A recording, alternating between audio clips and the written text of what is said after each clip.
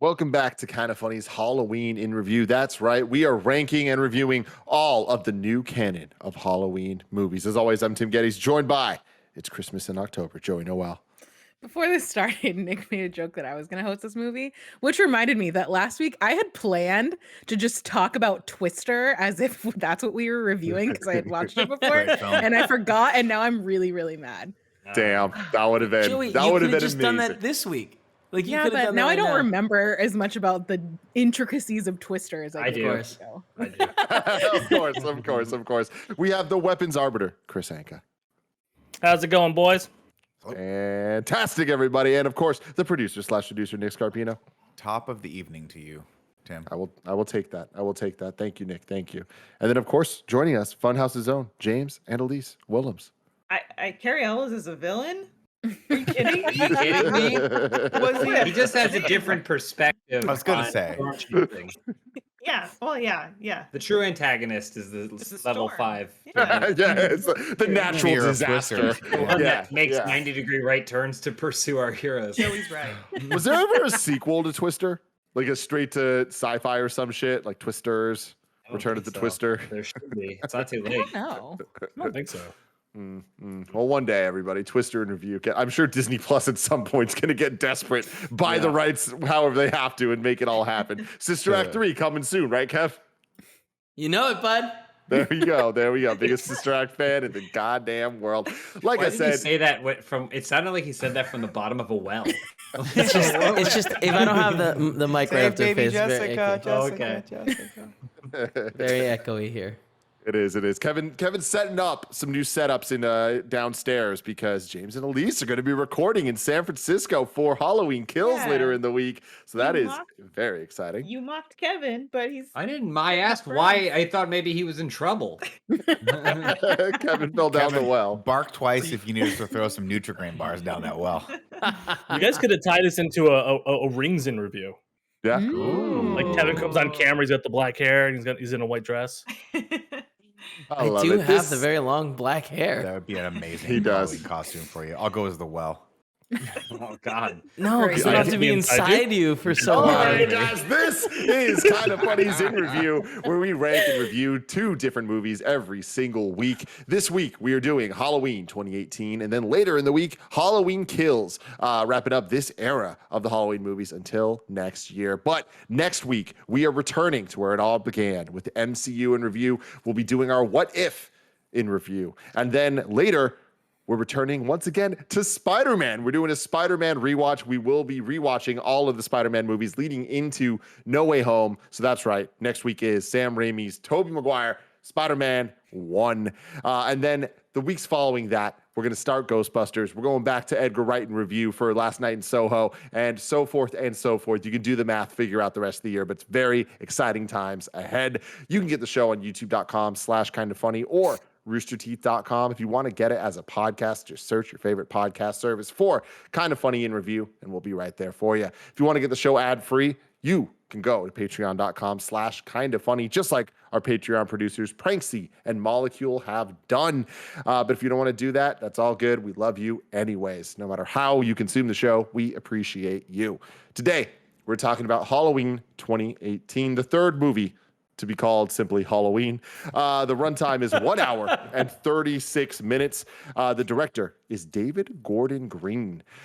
He is the, hold on, sorry. I totally said this out of order.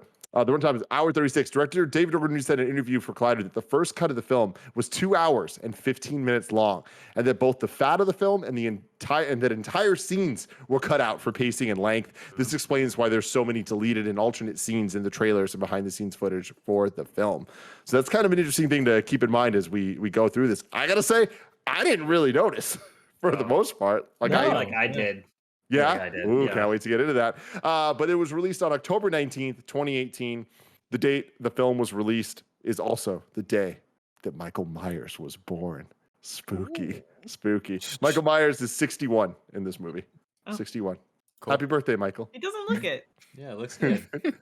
It was directed by David Gordon Green. He directed the dramas George Washington in the year 2000, All the Real Girls, and Snow Angels, as well as the thriller Undertow, all of which he wrote or co-wrote. But in 2008, he transitioned into comedy, directing the films Pineapple Express, Your Highness, and The Sitter. He also directed episodes of the acclaimed comedy series Eastbound and Down. Yeah, a Where lot he of this met- making sense. Yeah. It is because that's where he met his friend and frequent collaborator, Danny McBride, who he co-wrote this movie with, as well as the next two movies, Halloween Kills and Halloween Ends.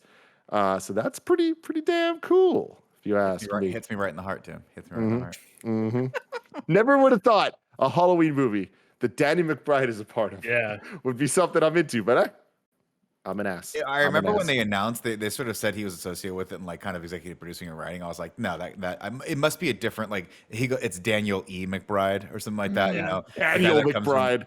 Yeah, but I mean, you see the flares of Danny McBride throughout this whole movie, and I gotta say, they're welcome. They're very, very welcome to break the tension a little bit. Specifically with the dad and the kid in the car, I'm like, you can just hear Danny McBride saying what the kid's saying. It's so good. The music was done as a collaboration here between John Carpenter, his son, Cody Carpenter, and some other dude named Daniel Davies, but we don't know much about him, and neither does Wikipedia, apparently. The movie had a budget of $15 million, and in terms of box office, it became the highest grossing Halloween film in just its opening weekend alone. It grossed over $255 million worldwide and is the highest grossing slasher film in unadjusted dollars, breaking a record that Scream had previously set in 1996. Pretty crazy. Elise Willems, I would like to start with you. What did you think of Halloween 2018? Damn. Now that I know that it's breaking Scream records, I got a vendetta against it because this is a Scream household, all of us, I think. But I have to say I enjoyed this more this time watching it than I did the first time in theaters, and I think that's because I knew what I was getting. It had big shoes to fill, and it had a lot of anticipation when this movie first came out, and I remember it also like came off the festival circuit and it was getting like really lauded. It was getting like just incredible reviews, and then when it was theatrically released, it did get a bit of a bump down, I remember. But I enjoyed it a lot more, and I feel like James will probably talk about I know he has some general issues with Laurie Strode, feeling like she's a little bit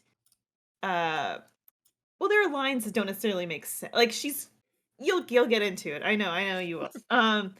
And I kind of agree with the more and more that I rewatch this stuff, I'm like sort of coming around, because at first I thought these were the ravings of a madman, and I was like, chill, dude, let's just enjoy Halloween. But now I kind of see what he's getting at, especially since they retconned all the other movies. Judy Greer, Joey knows it's always, smile ear to ear when you see Judy Greer. I like to say that for the first time right now. Always love to see her and stuff, and JLC. JLC. I'm excited for Kills. Well, with that, it's a perfect tee up. James, what do you think? So Elise and I are changed positions, I think, because when I saw this in theaters, I didn't really like it, and I think it's because it was getting such great reviews, and I saw it and I was like, like it was just kind of like and then it was breaking all kinds of records, and that always, for me, that's always gonna add to the double If a movie's just and everyone goes to see it and it breaks box office records, then I just get like, I feel like isolated, and so then I take out my frustration on the film, which generally isn't fair. And when we were watching the original Halloween, I was not anticipating watching this one again because of my memory of it. But when we watched it, for the exact same reason that I think you maybe liked it a little less. No, I liked it more. Oh, you liked it more? Yeah. So then I guess we're the same. So I knowing what I was getting into, managed to. I was like, okay, I'm not going to care as much, I guess. Like we're not coming off the heels of it being ravely reviewed or whatever. I still think that a lot of my initial criticisms of it when I saw it the first time still stand. I think the movie's really confused about where it exists in this Halloween continuity. Because I know they retconned everything, but as a sequel to that one Halloween movie that we just reviewed, it doesn't entirely make sense to me. Like, they push her as this like Sarah Connor type but it doesn't necessarily add up the way I think I was Sarah too hard on it because I think the first part of the movie is a really good depiction of someone who dealt with trauma, never unpacked that trauma or truly confronted it, and now is dealing with the mental repercussions of that kind of fallout in her own life. I think all that's done really well. But once it gets into like the horror movie stuff, and I'm like, hold on, she's created a Home Alone trap house, like for some dude who just killed her friend when she was young, like, Well, because like I don't know. I think a lot of this movie is predicated on the knowledge that we, the audience, know Michael Myers is this unstoppable evil force. But the only person in the world who's told us that thus far is a crazy therapist, like one of the worst therapists of the time. They do this Sarah Connorization of her, where she like militarizes her daughter and trains her very much, like. But with Sarah Connor, it was because she had Kyle Reese come and say like he's gonna come back, like you need to prepare for this. But with JLC in this, Lori, it's not like somebody said to her like Michael Myers is gonna come back. You better train. I mean, she knows that he's in high security prison. But it's not like she had someone come from the future and say Michael Myers is an unstoppable supernatural force, and you can't, like, you'll never be able to stop him, and the only way he'll constantly come for you, and the only way to protect you and your family is through training or whatever. If all the other movies existed in the timeline, sure. Yeah, if you had that history, like if she had any sort of reason to believe. Now she can be screwed up, and my favorite scene in the whole movie is her just sitting in the car watching him get transferred, because that seems very justified. This person caused her huge trauma when she was young, killed her friends, and they're just transferring him somewhere. But is this going to go through? Like, I get that, but the rest of it is like kind of a stretch for me. And it didn't bother me as much because I kind of knew that it was part of this movie, and so I just sat back and enjoyed it this time. But we'll get into the details, but that's kind of my broad strokes on it. Nick Scarpino. Yeah, I mean, I see all those points. I think for me, Halloween, while it's a Halloween classic, obviously, I never really felt any sort of allegiance toward it. So when they announced they were doing another one of these and said, "Hey, we're trying to sort of make it a direct sequel to the original," I was like, I'm relatively intrigued. I don't think it was the first trailer. I was like, all right, I can give this a go. And I think I benefited from walking into this movie having zero expectations other than let's hopefully it entertains me for an hour and 40 minutes. And man, I got to tell you, on second viewing, this movie fucking rocks. This movie just does shit. You're like, it'd be cool if all of a sudden bars came out of nowhere, like trap Michael Myers. Oh shit, there's a trap. Okay, let's do this, right? It's got all the hype lines. I love the dynamic between all three generations of the Strode family women. It's completely ridiculous and somehow grounded. And I had so much fun rewatching this guy. I loved it in the theaters, and I was like, it probably won't hold up as much. I loved it as much watching it this time. And I love the runtime. If this movie had been 2.5 hours, I don't think it would have had the same impact, because I think it knows what it needs to be. Fun. It needs to be a good sort of a successor to a classic Halloween movie. Build upon it a little bit, get us in, get us out, and that's what it does.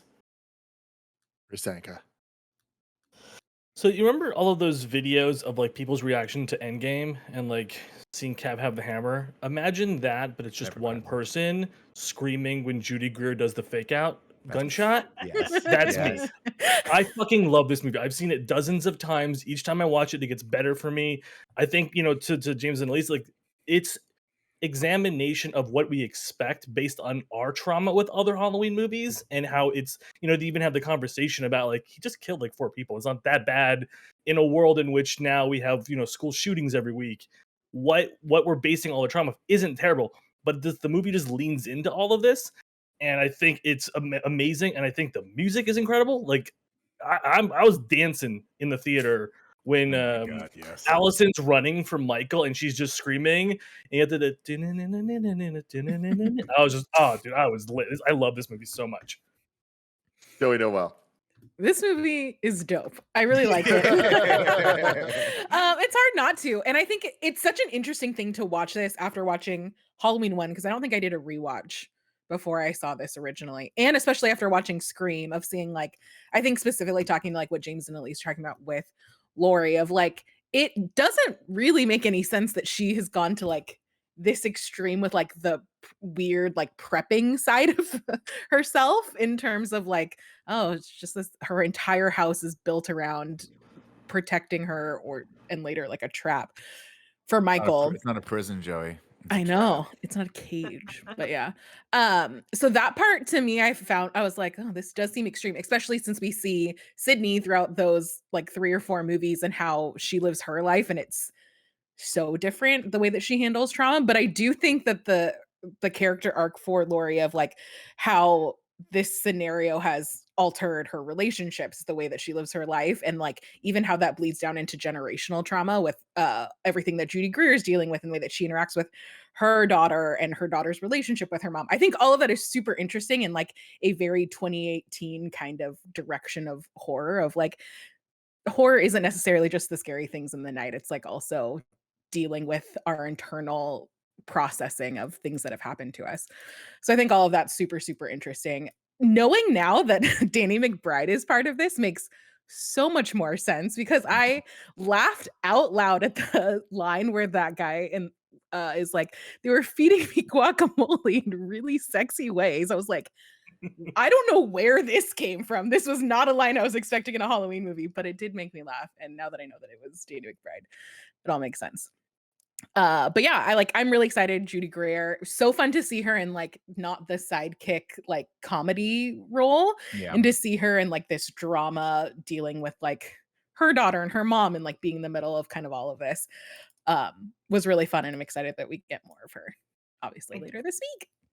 Chris is right. Like that fake out moment is the best part of this whole movie. Oh my It's god! so The good. first time I saw it, was not expecting it. I was like, "Oh, she is gonna crumble, and Lori's got to jump in," and she's like, "Gotcha." I was like, "Oh my god." I will disagree with everyone a little bit on the point of like it not being this cataclysmic thing for Lori, because the last time she encountered Michael, obviously the first time in this canon, she stabbed him in the neck with a sewing needle. He went down once.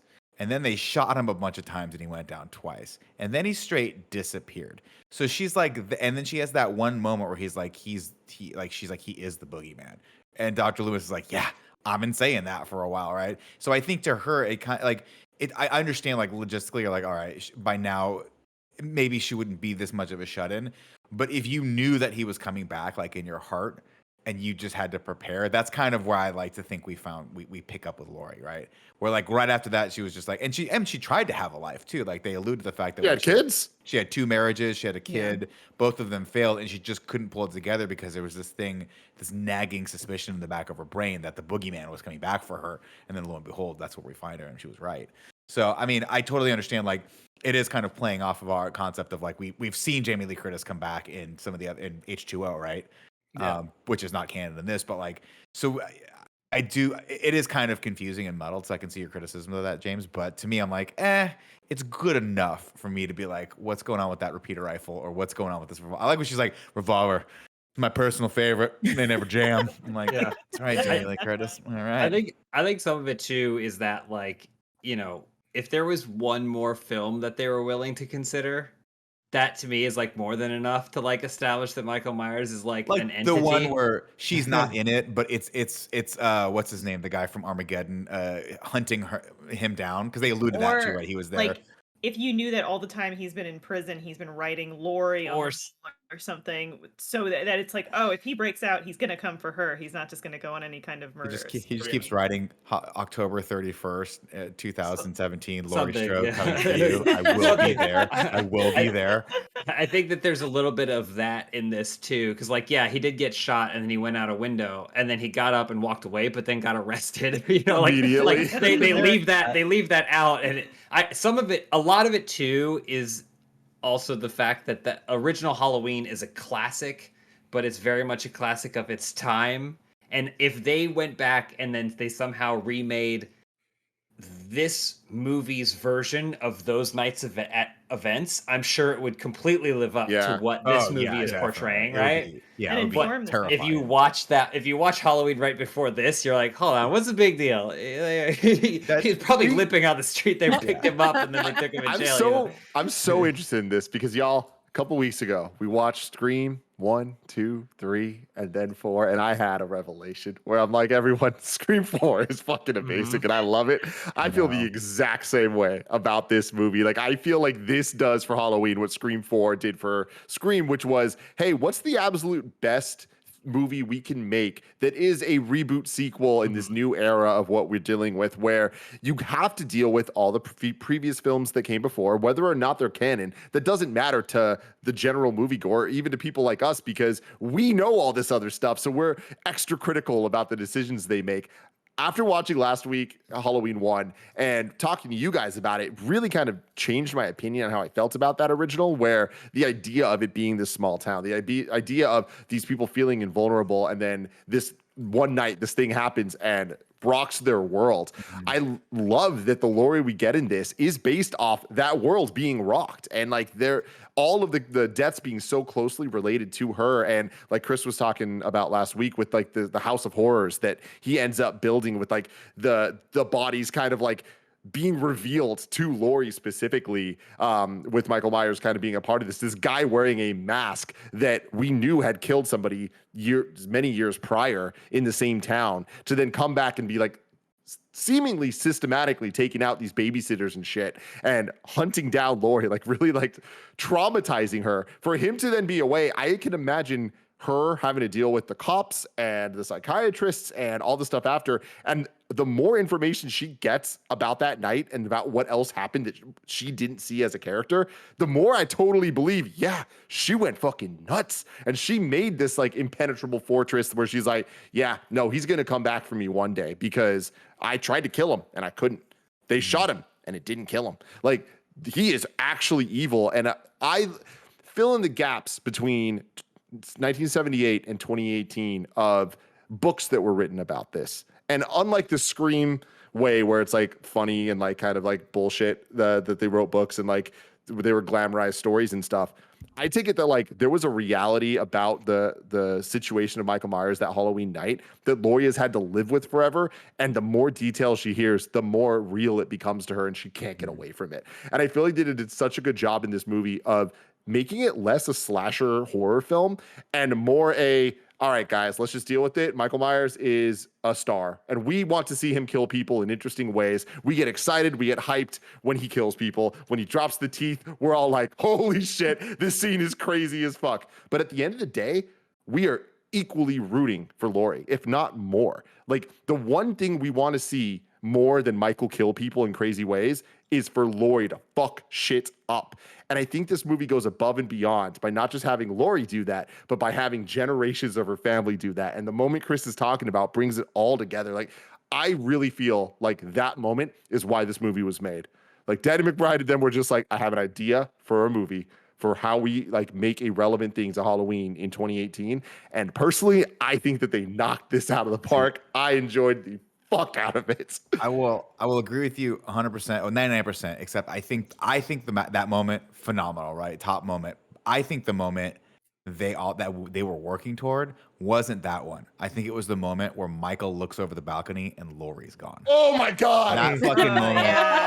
That was the moment where I was like, oh, You're right, Nick, my you're right. God, they fucking know what they're doing. This team knows exactly what they're doing. Because what an awesome role reversal that was. We've never really seen, like, you see Michael, you know, the film is shot from a number of different perspectives, but like that moment where he turns around and looks over and it's the exact same shot of when she looked over, or Loomis looked over the balcony and he was gone. I was like, that is awesome. Elise from KindaFunny, or from Funhouse. Actually, we saw it in Wes Craven's Scream 3 when Roman turned around and Sydney had disappeared and taken his voice changer with her. Okay, no one got that. I mean, they also in Scream 1, right? When they turn around and she's gone.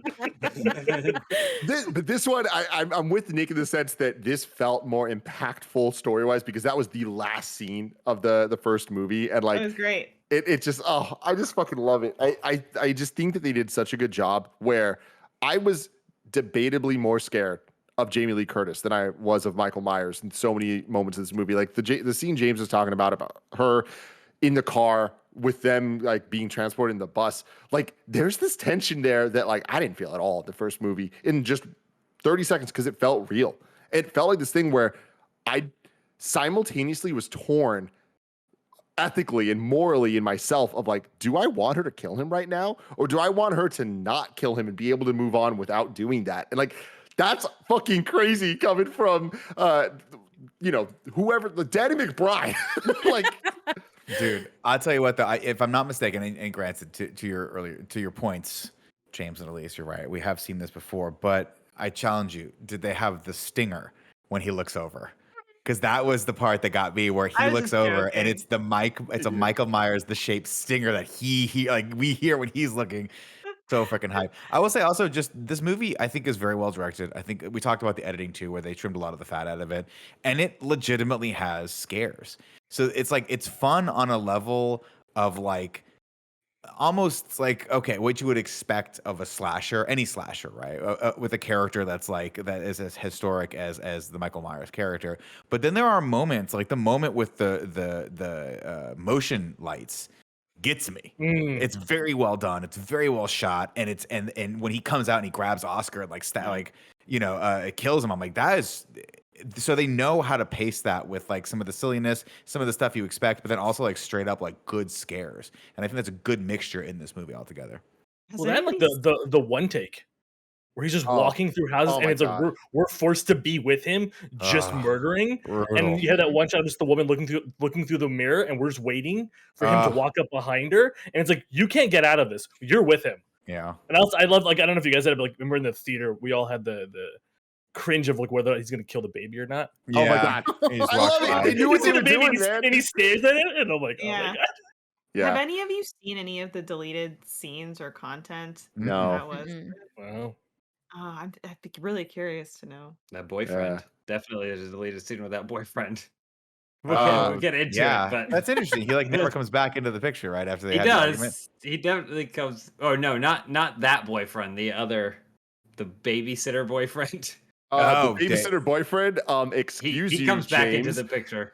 Are you talking about Cameron Elam, aka Lonnie Elam's son? Lonnie Elam, the bully that harasses Tommy Doyle in the first movie? No way. Yeah. The stoner guy that gets the tattoo is the son of the bully that was making fun of Tommy for the pumpkin. That's why they keep talking about like, oh, I knew your dad or all that stuff. He does bring up Lonnie. That's right. Didn't Ray say he bought some weed off of Lonnie or something like that? Or some peyote off of Lonnie? That's hilarious. Yeah. Wow. Oh, you know what? Actually, I think I might be messing up some characters there. I think you mean Dave. There's two boyfriends in this movie. Cameron is the one. Whoever Cameron is the son. Cameron is the cheating boyfriend, right? Cameron's the guy that throws the phone in. There's cheating boyfriend and there's tattoo boyfriend. Yeah. Okay, so it was cheating boyfriend then, which is also tied into it. Okay. Could we all agree that the kid that played Julian, the kid who's being babysat, that actor steals the show? So fun. He's great. Runs I mean, legend has it he's still running to this kid. He just booked it. He's like, I'm out. That kid is it's so funny because he did the thing that everyone you'd like to think you would do in that situation.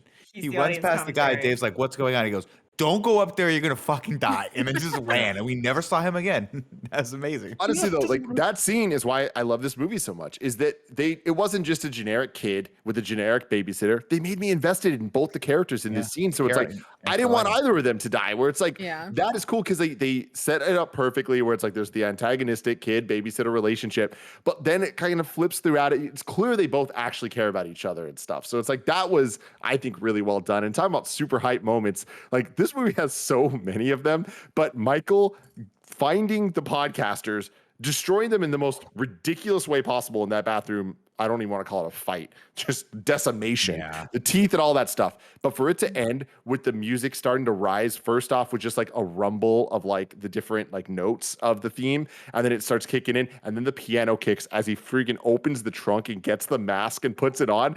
I'm just like, let's go, dude. Like, I know that this is the cheapest pop of all time, but that's what I want from a Halloween movie, and I hate when they just don't give me it. So this movie just gave me what I wanted and had more to it that I wasn't expecting. So what's it? It has that get hype, like where because I watched Jason X like a month ago, and it's like so much of that movie is I'm waiting for everyone to get killed, and that's what I'm here for. And so like that is a staple of slasher films, and you kind of have that with the like get hype, Michael's coming back, but then you also equally have the subversion of get hype, let's not have him kill anybody. Totally. Like we don't want him to kill everybody. So you have this dueling thing, and that's the conflict of the whole movie of like who's gonna win here, and that's what's so cool about it. It is, man. And you know what else is cool? Our sponsors. This episode is brought to you by Overland. Cozy season is upon us, and if anybody out there knows me, they know that I love being cozy, I love being comfortable, and now I've learned there's nothing better for my feet to achieve that than these Overland sheepskin slippers. I've been loving it. They are so soft, they're so high quality, and the biggest thing that impresses me is her whole life Gia's been like, I'm not a slipper person. Guess what? I'm catching her in these slips every day now. She looks so damn comfy. You gotta love it. Overland uses expert craftsmanship to pair the highest quality merino sheepskin, which is naturally moisture wicking, temperature regulating, and antimicrobial, with supportive memory foam midsoles to make slippers that feel and wear better for longer. Don't wait another day to slip into something way more comfortable. Get the best high quality sheepskin slippers on the market at overland.com/kindafunny. You'll get free shipping and free returns, and I recommend you go today because these slippers are so beloved that they've been known to sell out. That's overland.com/kindafunny. Overland.com/kindafunny. overland.com/kindafunny. Next up, shout out to Babbel. A lot of us are thinking about travel again, but not knowing the language of our destination can make even the simplest things harder. But you can change that with Babbel, the #1 selling language learning app. Their short lessons on practical topics, from menus to directions to local culture, make it a travel essential. Greg Miller's been using Babbel to learn a little bit more French so he can impress Jen, and it's been going very, very well. Babbel's 15-minute lessons make it easy for learning on a busy schedule. Other language learning programs rely on AI, but Babbel works with language experts to create their lessons. And Babbel's teaching method has been scientifically proven to be effective. With Babbel, you can choose from 14 different languages, including Spanish, French, and German, even Turkish and Indonesian. Plus, their speech recognition technology can help you improve your pronunciation and accent, because even if you are a tourist, you don't need to sound like one. Right now, when you purchase a 3-month Babbel subscription, you'll get an additional 3 months for free. That's 6 months for the price of 3. Just go to babbel.com and use the promo code MORNING. That's BABBEL.com, code MORNING. Babbel, language for life. And finally, shout out to Raycon. There's so much going on right now, whether it's stuff you're excited about like traveling or stuff you'd rather avoid like traffic. You can't always control the vibes out there, but you can control the vibes in your own head when you've got a pair of Raycon wireless earbuds in your ears. Cool Greg's been training for a half marathon, and as he's been getting his run on, as he's been working out, he's been listening to his jams using his everyday Raycons. He's been loving them. Raycon's new everyday earbuds look, feel, and sound better than ever. They've got an improved rubber oil look and feel and optimized gel tips for a perfect in-ear fit. Plus, you get 3 new sound profiles, so the sound is great no matter what you're listening to, whether it's a podcast like this, rock music, EDM, hip-hop. It's all cool. Raycons start at half the price of other premium audio brands, but they sound every bit as good. Right now, Kinda Funny listeners can get 15% off their Raycon order at buyraycon.com/kindafunny. That's buyraycon.com/kindafunny to save 15% on Raycons. Buyraycon.com/kindafunny. Now let's get back to the plot. I thought you were going to say the plot. I was like, I was going to, but then I looked at the time, and that's why I paused for a second. I'm like, we can do the ads. We can do the ads. Go for it. I got hyped up. Now my energy levels. Give me your Randy Newman, Nick. Please tell us the story. Hey, please tell us the story. Good night. Halloween 2018, a Blumhouse production. He waited for this night, Tim. He's waited for me. I've waited for him. Let's kick this bad boy off. Where it all began. Oh, right. Dude, it's a great line. Dude, just shout out to Jamie Lee Curtis. She gets it. She's just this is her character. You can't take that away. She's a producer on this as well, I think, goes into it. Yeah. Dude. And a fact for you, the reason Jamie Lee Curtis decided to reprise her role here, even though she was kind of like, I'm done coming back for these things, is her unofficial godson, who she dubbed Jake Gyllenhaal, convinced her. Wow. Okay. All right. So that's cinematic Eunice widens. Okay. I'm curious to know more about the relationship, but I'm also like fine to fill that in with my own headcanon. We start over at Smith's Grove, where the original story started, with Dana and Aaron. And guess what they are? The most useless thing on the planet. Podcasters. That's right. God, so pretentious, these podcasts. Please listen to me drone on and on for 3 fucking hours about the plot details and the thematic. It doesn't matter. This movie Quip, rocks. quip. They've come to interview Michael Myers before he heads over to Glass Hill, which we establish is the seventh circle of hell. Dr. Sartan has taken over for Dr. Loomis. He brings them to Michael, who is standing in the middle of the yard, as they call it in prison movies, and he's chained to a massive cement block. And all of this works for me. It is eerie. It's weird. Why is everything checkered pattern? Is that thematically relevant to the fact that we're going to play a little game of checkers later in life? Later in this movie, Elise? I don't know. Maybe they just thought it was cool. Question, Nick. So is Michael just getting some sun here? Is that the point? Well, I think Vitamin D? I Little think fresh if air. you're taken to prison, they have to put you outside for at least 1 Yeah. hour every day. My question is, how do they get him to the cinder block without him ripping everyone's heads off all the time? Well, I think they stayed about how he's pretty comatose at this point. That's like, true. right? That's like true. he's Catatonic? catatonic. Yeah, he's not got a lot going on. He's kind of that's why they're trying to get any sort of reaction out of him, right? That's what true. that whole scene. They just is, keep. right? James, do you think occasionally, good just boy. randomly, they just show him a picture of Lori? Like, no? Maybe, yeah, They show him her address. yeah. Yeah. Yeah. Her The daughter. doctor has a Lori mask on. He's like, "Ah." Yeah, he's like- Hey, Somewhere Nick, a did man you with say an that umbrella they were in a prison? screams. What's that? Did you say that we're in a prison? No, we're in the They're in a Smiths hospital Grove still. hospital, Yeah, right? this is a hospital still. Okay. So I said it's the yard like they do in prison movies because you Yeah. know Running that's him like a where everyone cat. has to be all tough and work out and shit. Which I always thought, hey, if you're going to be in prison, why not work on your physique? You got nothing else to do except for watch your back. Aaron introduces himself and gives Michael the address of all of his enemies. Oops, that's what I would do, Tim. Hey, Wow. there's this guy that wronged me in high school. Here's where he lives, Michael, and he hates you. He asks Michael if he's ever felt guilt, and then he steps right up to the line and shows Michael his old mask, and all the other patients start going bonkers. Love the design of the mask here, by the way. I want to point out that it's weathered. It looks like cracked rubber, unlike the original mask that was very smooth. And then small fun note that I noticed in this one, it still has the original hole from the needle. The sewing needle that Lori stabbed through it. That's So if you cool. look, as he holds it up, it's got a little hole, I think, on this side of his neck, which is interesting. Cool. And then he says, "Say something, Michael. Tell me." He says, "Say something." He starts screaming. He says, "Tell me your favorite Coldplay song, Michael." Yeah. The Michael. scientist. We all know it's the scientist. Is it the scientist, Michael? Yeah. Is it? Say something. And as he says, "Say something," he screams it. It cuts perfectly to the main title with that dope ass redo beat. But instead of it zooming into the pumpkin when the light goes out, it's a rotted pumpkin that's actually coming back to life. And I love every part. Come on, guys. Come on. You have a soul. This is fucking amazing. This whole opening scene, I think, is like the weirdest moment of the movie. And I remember both in theaters and watching it now, I'm kind of like, ooh, I don't know about this. Like, I like the elements. I like the premise. I even like how you described it, Nick. I think I actually like even better than watching the movie because it's just kind of weird. The idea of these true crime podcasters trying to get the interview, trying to crack the case. I like that stuff. And I like the way it's presented. I like all the people going crazy and it's like, oh, this is true evil we're dealing with.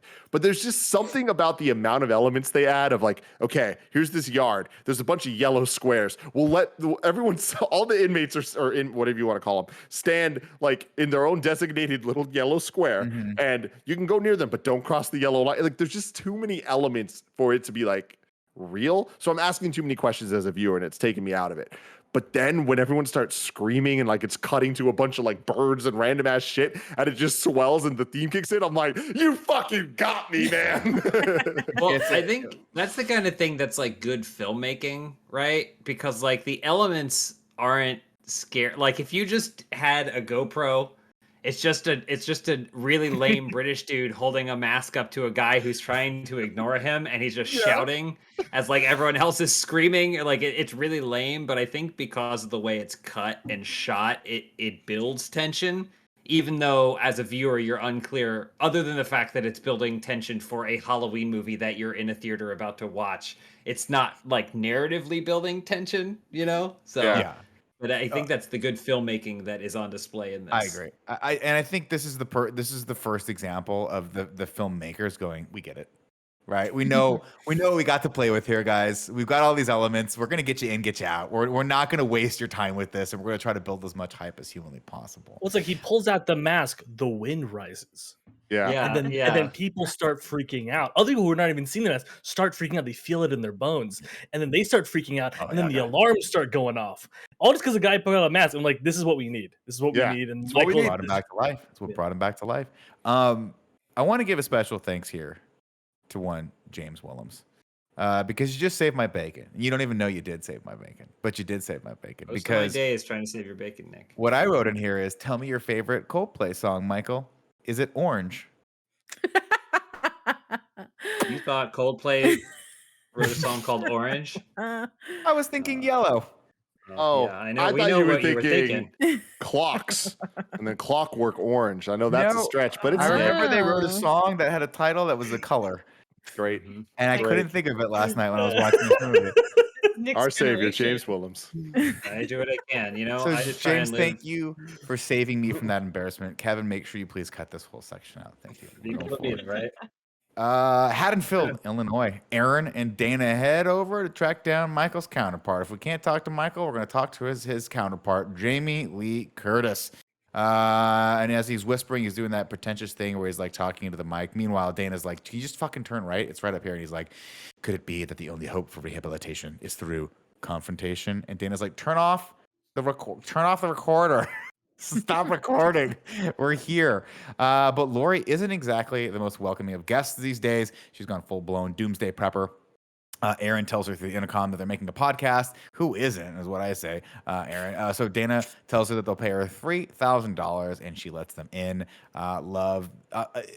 Little touches here of the filmmaking. They use zoom lenses sparingly every once in a while. So instead of dollying in on stuff, I always love when they say, hey, we get it. The original was a 70s movie. And Tim, I don't know if you know this or not, but a good trick of the low-budget filmmaker, if you want that dolly but you don't have the time to set it up, you use a little zoom lens and it just kind of zooms in. And it's kind of cheesy, but you see it here when they knock on the door a little bit. It zooms in. And we see it in other parts where it's like zooming into different various things. And I think it's a nice little touch and a nice little like, hey, what's up, John Carpenter? We see you. We see you.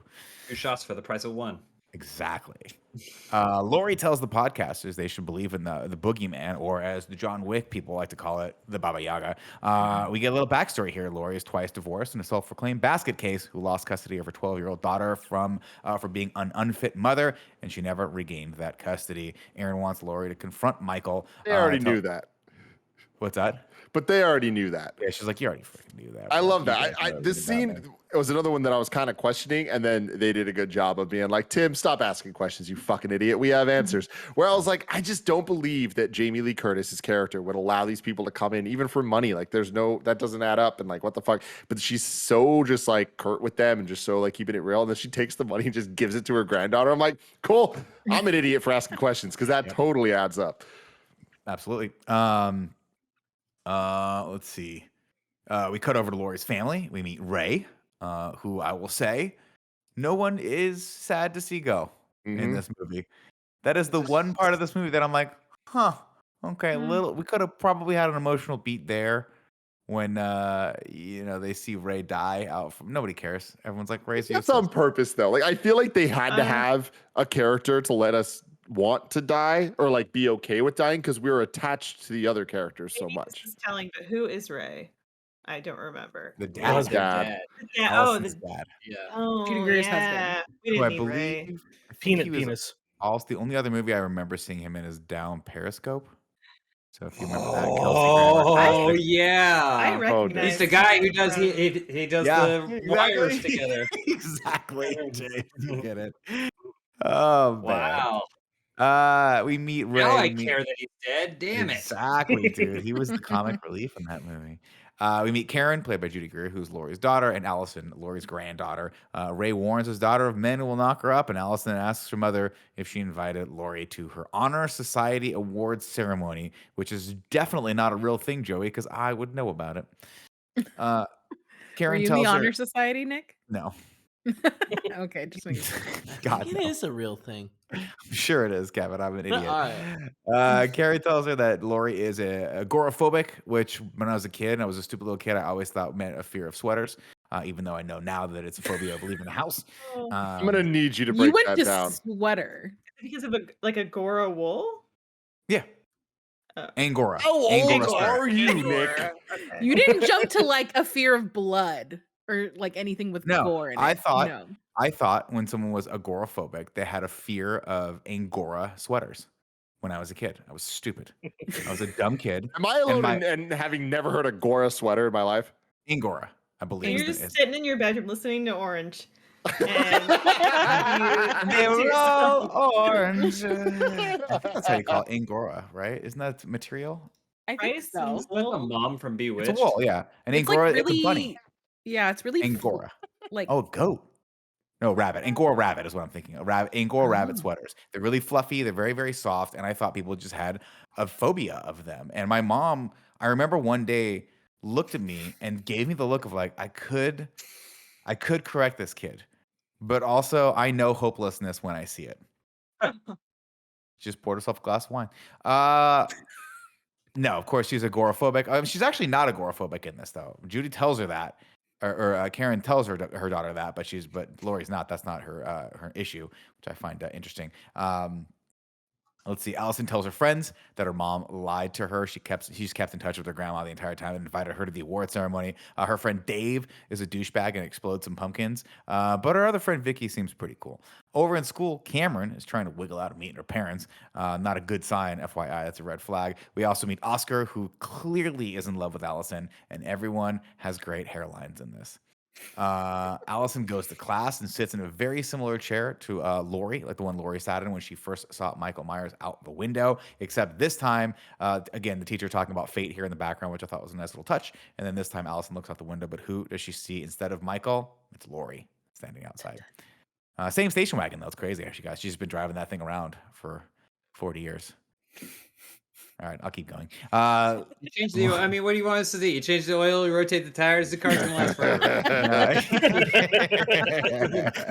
Well, like at some point, the state wanted that car back, and Lori's like, "No, I'm not gonna give it back to you." What are you gonna do? Lori, of course, gives her granddaughter the $3,000 she scammed off of the podcasters and tells her to use them. And she's like, "Oh, I'll put it toward my college career." And she's like, "No, damn it, use it for something fun. Go to Mexico, have fun. Your mother will get over it." And then, of course, Allison's like, "Well, why can't you?"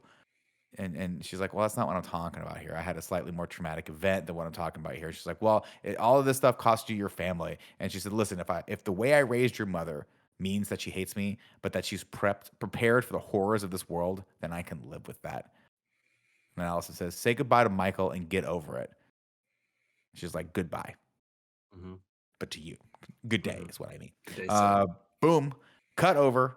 I love this because she says goodbye, and it's an immediate cut with like a rifle blast as Lori is in her shooting range with just the world's scariest mannequins. I don't know where she got all these mannequins. I don't know how she set them all up over there, but somebody turned around one day at their local dress store and was like, "What the fuck happened to all my mannequins? Where did they all go?" Here's the thing, though, with all this, as ridiculous as it is, if we didn't have this setup of the mannequins and we didn't have all the setup of Jamie Lee, like kind of having the tricks and like Home Alone shit in her house, we'd all just be like, how does she know how to use the gun? How does she have all this set up? Like, I like that it from the get-go, they're like, yo, this is her entire life. Like, Right. She spends so much time worrying and thinking about this. Did it need to result in the shot of her granddaughter later, like, No. as it cuts between all the mannequins? No, it didn't. That's the worst shot in the entire movie. It is so stupid. Especially because the movie has already established that there is no threat. It was Yeah. a weird. That's probably my least favorite part of the whole movie is her granddaughter falling there and screaming. And I'm like, that's not a scary moment though. We know where Michael is, and we know that that's just a place with a bunch of mannequins that your grandmother. The mannequins are shoots. Like, terrifying. Mannequins are They, terrifying. they are You're in the scared. forest and you come across a field of mannequins, you're fucking horrified. Yeah, but Like, there's you a gotta difference imagine she between. knows that, though. It's like, Yeah, she's been in his house. I don't know that she Never been does. here. I don't think she's never been there. Yeah, she's been through the forest there for the first time. But here's the thing: even if she doesn't, the character not knowing and you, the audience, completely knowing means that the character might be scared, but I don't give a shit. Yeah. That was so Sure, for me. yeah, That's what fair that point. didn't work at all. Fair But- point. If they had done a thing where there were mannequins and she's like going through the mannequins and it's scary, and oops, one of the mannequin is Michael. That's to me a subvert. That's like, oh, okay, like we thought we were safe because it's just the mannequins. It's just Laurie's mannequins. And then, oh, but one isn't. Have her just trip and fall and see mannequins that we know are just mannequins that she shoots all day. It's like, I Ever think come across mannequins in your life? I've seen some scary mannequins that Because I have don't like big think you handle smiles, it in reality. but I think the editor, or rather the writer, put that scene in there just as a quick little reminder to the audience that these mannequins still are around, because they wanted that payoff when Laurie sees them up in the room. My question though is, did Michael set those things up in that room, or does she just have mannequins in her room? I think that's where she stores them when she's not shooting them. Makes sense. Better in your bedroom than anywhere else. also I say didn't mean that this. as a joke. I think that's just where she just keeps it. I'll also say this, like, because we're kind of talking about it. Like, I know I don't want to make it seem like I'm digging on this movie, but I think that like some of the stuff where she looks out the window and it's a direct, all these, we're only a few minutes into the movie and there's already been many homages to the fact that where previously Michael was, Laurie is now, is why some of that stuff at the end where she was lying there and she isn't lying there didn't blow me away, because I'm like, you've already set a trend of like, this movie set a trend of where Michael was or where you expect Michael to be in a traditional horror film. Laurie is now. So it's, I don't know, it just felt like there were some things where I was like, I wish that maybe they had pulled back on some of those overt place swaps, like 50%, just for me. Just for me. So, I mean, it goes even deeper than you even probably realized, James. Probably. That scene of her in the classroom looking, the teacher is reading her the exact same passage that was being read to Lori from the same Yeah. like That lessons makes in the class. That makes sense. We cut back over to Aaron and Dana, who are listening to an old interview from Dr. Loomis, where he recommends the only solution to Michael Myers is killing him. Quote, "It needs to die. It needs to die." We see a shot of Michael, whose left eye, again, as he's being loaded into the bus, is blinded. It's like a milky white, because if you remember correctly in the last movie, it got stabbed with the coat hanger. Again, another cool little touch of, hey, we paid attention. Laurie watches outside as the bus carrying Michael and screams as it pulls out of the prison. Of course, because out of fear, but also out of the fact that she is torn between these two worlds, one wanting to follow Michael and make sure that if he does break out, she can be the first person to kill him, and the other one wanting to go to Applebee's with her family. And again, I love this scene. This is honestly one of my favorite scenes of the whole thing. I think it's like a perfect encapsulation of what she's dealt with. It's perfect. Turns out she chose poorly. But over at Applebee's, Cameron and Allison are having a good time with Allison's parents. And out of nowhere, Allison asks about Laurie. Things start to get a little tense. But then Laurie shows up and starts pounding the red wine. And she breaks down in tears and tells her family she saw the shape and wanted to kill him. And Karen's like, well, this is how I thought this was going to go. Laurie can't deal with this and, of course, bolts. But before she goes, she yells to the staff, "Applebee's has rats. I found a whole rat in my Cobb salad." That's a line, Tim, from Talladega Nights, The Legend of Ricky Bobby. There you go. And I three people my just laughed birthday at that. once. An interesting thing about the shape. So first off, Kevin, thank you for bringing up the Angora rabbit. That's what that is. You're welcome. Oh my gosh. Holy It's so fluffy. Thank you, Nick, for providing that. But they call Michael Myers the Shape, and they never do it in the first movie, but he's credited in the credits in both this movie and the original movie as the Shape. And then this is her kind of calling attention to it. It's a weird thing. Like, I don't remember if any of the other movies, Chris, maybe you know, like, do they ever in the movies refer to it as the Shape, like, and talk about that more than just what we see here? Because like, it's a weird thing. Like, why would you call him that? It's a dude. Like, it's like, well, I understand like some killers and shit, like the Shape would make sense, but like even it transforms between multiple different things. So it's like, oh, the Shape, that would make sense. This is like, oh, I know it's a guy in a mask. Like, we know who it is, what it looks like. It's not a shape. It was always the Shape in the first movie because he's a boogeyman. He's not a real person. Like, I don't even think you get it. You didn't even call him by name. He was always the Shape. So I think this is the first time they've referred to that since the first movie, which is, I think, a nice, clever way to connect the two. Yeah, Tim, there's another Angora rabbit for you, Tim. I put that in there like a smushy little nose. Yeah, I think someone in the comments last week put it in there that the reason why he's credited as that is that it's the sort of boogeyman that's inside Michael Myers. Michael Myers is a kid, but he's gone. It's just this like demon presence or this evil presence basically that's taken shape in his body. So I think that was kind of the significance of that. But either way, I call him Mike Myers occasionally because it makes me giggle because I'm a huge fan of So I Married an Axe Murderer. Oof. I just watched that the other day again. Hold up. After dinner, Nick, that reminds me of Baby Driver when they're doing the heist and then they're all he's like, I "Oh, told you to hey, get like Michael I told you to Myers get mask." Michael Myers mask," and it's Austin Powers Mike Myers mask. I laughed out loud on that one. I mean, that would be, by the way, a great costume if you just dyed that mask, like painted it white, and went with some work overalls, and that was your costume. People would laugh. People were like, "What are you?" And then one guy would be like, "Very clever, very clever." But then everyone else you'd have to explain it to, and therein lies the problem with unclever Halloween costumes. Most people would dislike you for it. Yeah, That picture would Yeah, be I do on. not get you again. That picture would be on the front page of College Humor for like 4 months. Back in 2008. Hilarious. After dinner, Karen tells her daughter that she grew up pretty much learning how to be a badass, but that led her to a lot of therapy, getting over the paranoia and neuroses it caused her. Lumpy, who is the name of this character, we cut over to him and his father driving, and they're having, Joey, what I'd like to call the world's best conversation ever committed to film. Lumpy is saying, listen, this is great because it's a traditional conversation between, a more like, traditional old school man telling his son he wants to go hunt, and his son being like, listen, I really like spending time with you, and I will hunt with you. I do. But right now, I'm into dancing. It's my thing. I really like spending time with you, but right now, dancing is my thing. It really hits me in the heart, is what he says. It really hits me in the heart. And the dad seems like, you know what, kid? Okay, I understand it. We're having a good conversation here. I like to think that this kid just watched a lot of Dirty Dancing, really into Patrick Swayze. Like, he's just found his calling. I think who wasn't, There's 3 of these scenes in the movie, which we'll call the McBride scenes. Trilogy, yeah. And it's great because I feel like the first time I watched it, I was like, these seem so tonally like 90-degree turns. But second watching, I appreciated because they're essentially NOS-driven, Fast and Furious. We have 90 seconds to get you to care about these people that we are introducing and will be gone very soon. Yep. And it works. I think it works every single time. I agree. And I think it's also it's an interesting sort of like contrast between what happens next, which of course they drive. Real quick, in the scene, the song they're listening to on the radio is the same song that Laurie is singing throughout the first movie. Oh, interesting. Which was like they must have watched it a couple times before they made this one, huh?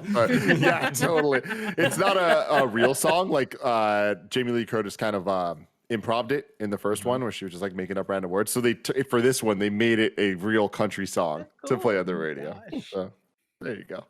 That's amazing. Of course, they run straight into the prison bus, which is crashed on the side of the road, and and all of the inmates from the bus are wandering around in the dark, just like when Dr. Loomis and Nurse Chambers first pulled up to Smith's Grove in the original movie.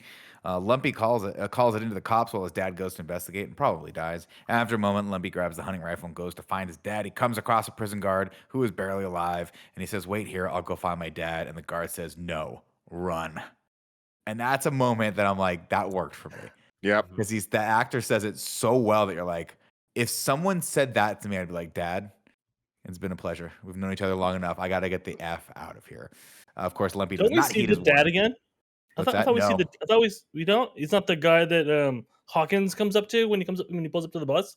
He sees a dude with his neck snapped. I thought that was the dad. We see him die. Yeah. Maybe. Okay. We see his dead body. Yeah. Oh, I didn't catch that. Okay, that makes sense. Lumpy, of course, boards the bus and accidentally shoots Dr. Sartan before he runs back to his car to get the F out of there. And then Michael pops up out of the back seat and strangles him to death. Bye-bye, Lumpy. Cut over to Will Is that Patton. like the youngest person we see die in these movies? Because this I one, think I was so. like, there was something about it being a kid that like felt Yeah. different, even though I guess like the gap between kid and teenager isn't actually that big. But I was just like, He was older than Michael when Michael killed his sister. I guess it's true. I think it does a good job at like establishing stakes for the rest of the movie, because that's when we are afraid for Julia and we are afraid for the baby, because it's like Michael's already killed the kid. Yeah. So Good the point. rest of the movie, it's like anyone can die now. There's no one sacred in this movie. Except the baby. Mm. Shout out. For now, who knows? 18 years from now, he might come after that baby again. He holds grudges, this Michael Myers. Yeah. We cut over to none other than Will Patton, who, of course, we all know from the significantly better asteroid film, Armageddon, right? He gets to the scene to investigate. Screw you, deep impactors. I can't remember if this is the podcast we talked about that. It on. was, Yeah, yeah. you It know, is. yeah. It Deep Impact sucks. absolutely is. Yeah, it sucks. Also, remember the Titans, where he was Hayden That- Panettiere's dad. That's right. Mhm. The, Tying was it he all assistant together. coach in that? Yeah. Yeah. Yes. He's also in Gone in 60 Seconds. He's like, man, maybe don't try to steal that Mustang this time, Nicolas Cage. And he's like, oh, I'm still gonna do it. Kevin would like to officially ask me to stop sending him pictures of Angora rabbits. So I will go ahead and do that now. He said, that's enough. And I quote, anyway, Officer Hawkins finds the doctor who asks, did he escape? And boom, once again, we cut over to a title card that says October 31st. It's Halloween, babies. You know it's about to get down. Aaron and Dana visit the tombstone of Judith Myers, and we see a flashback of the scene when she was stabbed to death. Then we cut over to Sheriff Barker, who's catching up with Hawkins, who tells him that Michael Myers was on the bus. And he's like, he's like, listen, it's been 40 years to the day when Michael killed all those babysitters. But Sheriff Barker's like, don't worry about it, man. Not a huge deal. What are we going to do? Cancel Halloween? Chris. I want to give Hawkins a shout out because I was noticing it on this time I was watching it. Usually in horror films, you always have like the authority figure is at odds with like the main heroine. You know, usually it's like, oh, this is happening to me, and then the cop's always like, no, it's not. And I love that this movie establishes both Laurie and Hawkins as like the two old survivors of this, and that in how everyone else is juxtaposed to them. And so you're never the movie's always going with like they're right and we need everyone else to catch up to them. And so I always love the simplicity of the fact that it's Laurie and Hawkins, they team up together. And I also just like how quickly Hawkins just throws away being a cop as soon as he sees Mike. He's like, no, I'm not arresting this guy. I'm running him over. We're gonna kill him. Oh yeah. He gets it. I like that too. Let's see. Where are we at here? Let's see. Over at the local gas station, Michael catches up with Aaron and Dana just to say what's up. Hey, what was the name of that podcast again? Is it let me bash her head into the side of a cinder block wall and then throw some teeth at Dana and then kill her mercilessly? Because guess what? That's exactly what's about to happen. This Nick seems terrifying. Sharpino, this is a blink and you'll miss it thing that I wouldn't blame you for not noticing, but the gas station is almost an exact replica of the gas station prominently appearing in Halloween 4, The Return of Michael Myers from 1988, down to the exact same icebox from outside that was the same icebox they used in the original movie. I'm sure Nick had that in his notes. He just didn't get it too. Yeah. Right below Coldplay songs that don't exist. Almost word for At word. least you had a note. Oh, no, I'm sorry. No, it's just the dig at Nick. That's Okay. it. Fair enough. Fair enough. That was Fair a dig. enough. I thought you were defending him. I was. I mean, I Oh. guess it was. It was. Sometimes you can't tell the difference. Yeah. Those are the best digs. They're Love backhanded Nick. digs. Love Nick.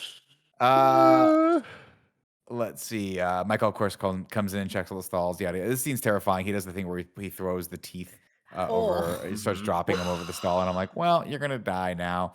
I think you missed the best kill. It's, I think when they're I think it's Dana's talking to somebody, and you see in the background Michael is just beating a dude's brain into the ground. Oh, Like, you I just see didn't him, catch that. you just see his arm just pummeling a guy, and it's the jumpsuit he takes. Very small you in see the that, frame. yeah. I didn't catch that. That's interesting. I saw the guy who was like in his underwear and like undershirt. So I was like, oh, that's where he got the coveralls from. And then I was very distracted by the guy who looks like Michael had taken his hand and just ripped his jaw off. Yeah. And that was Oh my God. horrifying. Horrifying. Yeah. Of course, Michael kills Dana. He kills Aaron, smashes Aaron's brains in, and Aaron has to watch as he fades into death as Michael strangles Dana to death and then goes out. And he's like, where are your keys? She's like, left pocket. He grabs the keys to the car and goes outside. Full daylight. I'm surprised that she didn't try to run away when he's beating the guy in this, because she grabs the crowbar and like Michael's obviously occupied.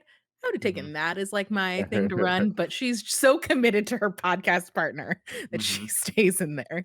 I'd like to think that Tim would die for me in this situation because we've been podcasting together for 7 years. I would run. would. Tim, FYI, I would run. Yeah. If I get out of there. This guy's We big. know. Yeah, huge hands. Of course, he pops the back hood, and this is that moment Tim was talking about with music. Kind of slows down, and it's like a love theme where he picks up his mask and he's like, "Oh, mask, I've missed you." Then he puts it on, and guess what? He's full blown Michael Myers. The shape has taken shape. That's right. And I just wrote here, fuck, I love this movie. This movie's dope. Over at the compound, Laurie sees the report of Michael's escape come over the news. She knows it's time to fucking throw down. So she gears up and tests her cool mechanical kitchen trap door. What is happening? Who cares? Get on the roller coaster. Karen comes home to an empty house and then hears a little creak upstairs. She's like, what's going on? And maybe Michael's is in the house. And then Ray comes in. He's like, hello, I'm going to so. And she's like, I don't care. Shut up. Who's in the house? Turns around. Who is in the house? Of course, it's Laurie with a revolver. Bang, you're dead. Where's your situational awareness? She's like, Mom, I don't practice that kind of thing anymore. It's been years. Ray's like, you got to get out of this house. You got a gun in this house. This is unacceptable. So she bounces her, but not before she's like, here, take this gun. The thing I appreciate about Ray is he's from a different time, right? Yeah. He knew Lottie when he was just this little like fucking bully back in the day. But I appreciate that Ray is written as if he was in the original movie. Mm-hmm. It's just he's in this different tonal movie completely, but he's just there. Everything he says and does is so just like aloof and like, I guess I'm here, and I guess it's like there's no chance this man was surviving this. Not a chance. We all knew. Oh no! He didn't even react at Laurie pointing a gun at him. Yeah, like Laurie's just standing with a revolver pointing right. He's like, "Give me the like, no, it's my house. Give me the gun. It's my house." It's just like the girl in the first movie. Get me a beer. Come on, just get me a beer. Where's my beer? His love of his house and the authority he thinks he has. He's got. Remember, at one point he says, "I do jujitsu." I was like, "Oh, Ray, maybe you're not that bad of a guy after all." Turns out that Ray is probably just high as shit the entire time and has no idea what's going on. Anyway, Karen, at this point, this is when Laurie's like, listen, the bus that was carrying Michael crashed. He's gone. He's escaped. And Karen's like, just get out, Mom. You're crazy. I'd be like, maybe if I was Ray, I'd be like, maybe let's hear her out here because something's happening here. Hawkins surveys the crime scene of Michael's latest victims over at the gas station. That, Tim, was almost an exact replica of the gas station from Halloween 4. Nailed it. Season of the Screamer, which he tells Barker, he's like, listen, man, I was there that night. You don't understand. I was there the night they apprehended Michael. I looked into his eyes. We have one job right now. Hunt this thing down. And Sheriff Barker's like, what are we going to do? Cancel Halloween? He's like, it's not. You're not listening to me.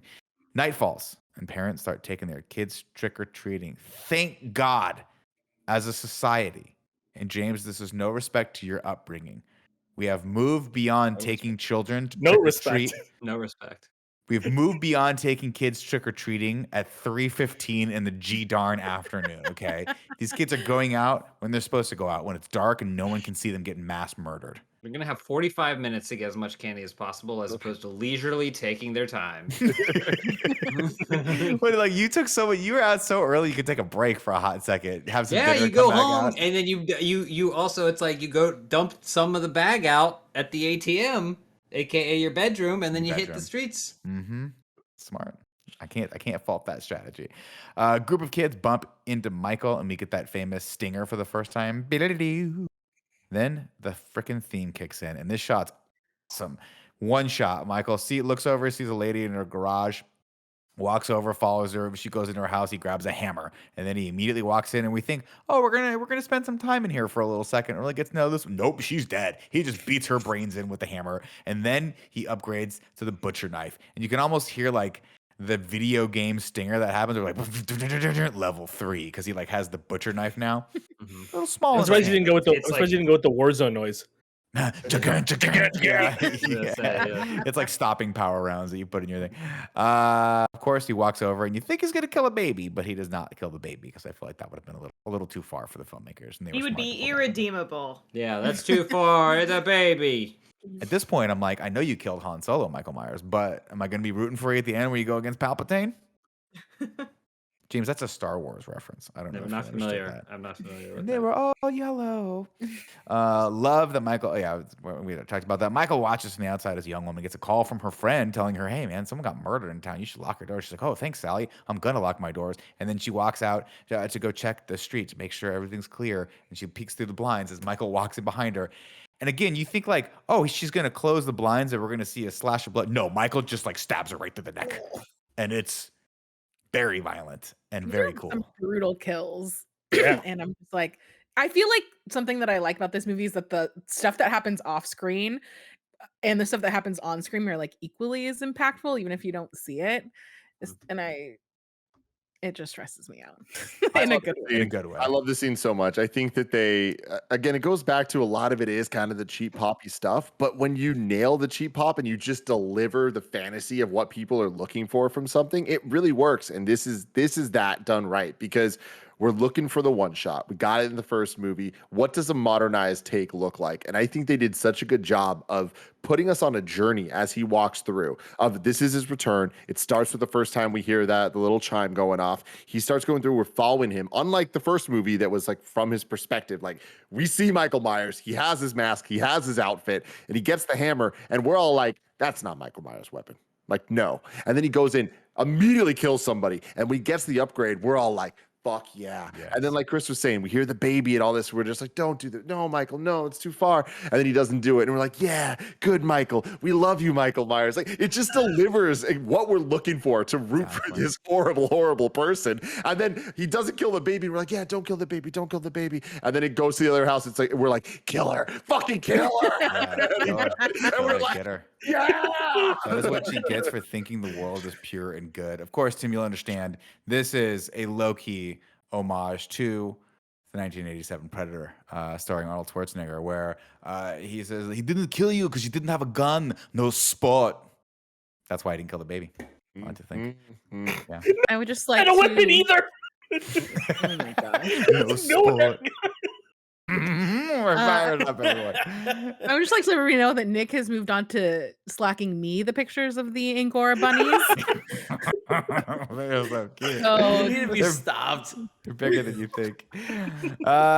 We come back over to Vicky. She calls. She couldn't come to the party. Oh, I'm sorry. Allison and Cameron make a splash at the school Halloween party as reverse Bonnie and Clyde.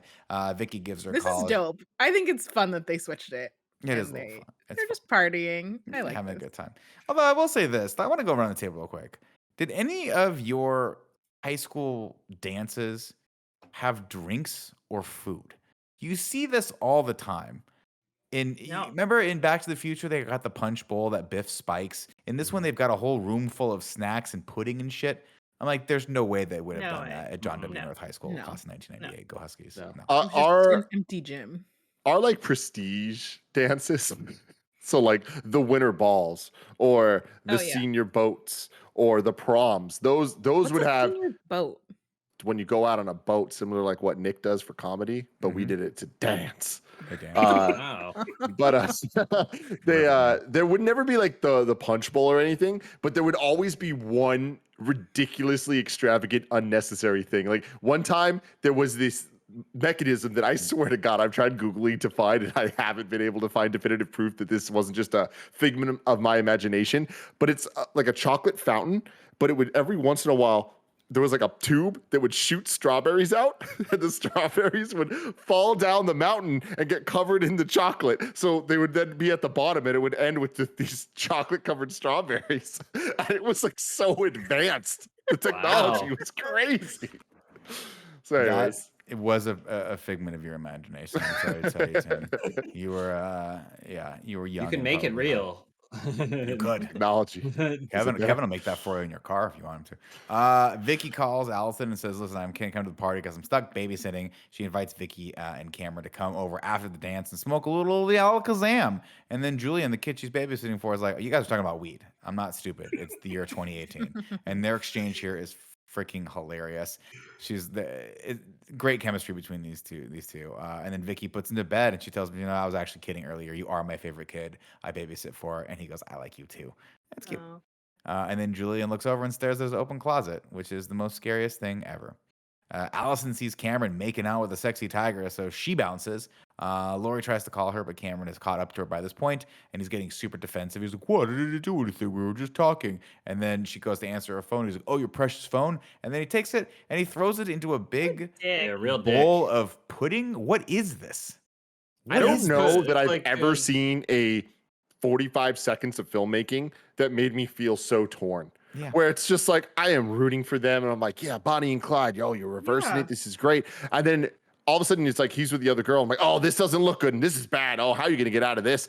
And then he does it in the worst way possible. And then is a total dick. And I'm just like, don't do that to her. I guess like it makes her more endearing to us. I don't really know. This is kind of weird. I mean, across the board, I would say broadly, this movie has a sentiment of men are either weak or they suck.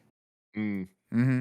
I mean, I Ray- don't think that there's anything wrong with that, but I think pretty universally, like with the exception of Hawkins, Yeah. I was who, gonna say. who when you put next to Laurie is weaker too. Like Yeah. his process of decision making and Good point. defense, and he's the weaker version of her. And then like you have all these characters that Ray, Cameron, like every single one, and are all weaker. And I mean, I don't know that there's necessarily like a statement that they're trying to make, but I think that this is a world of strong, Nah. powerful women. I would say Plumpy is the male hero we need Plumpy. going to dancing or whatever. Uh-huh. And whatever the Yep. name of the kid that I'm trying to look for the name of the runs kid for- right now.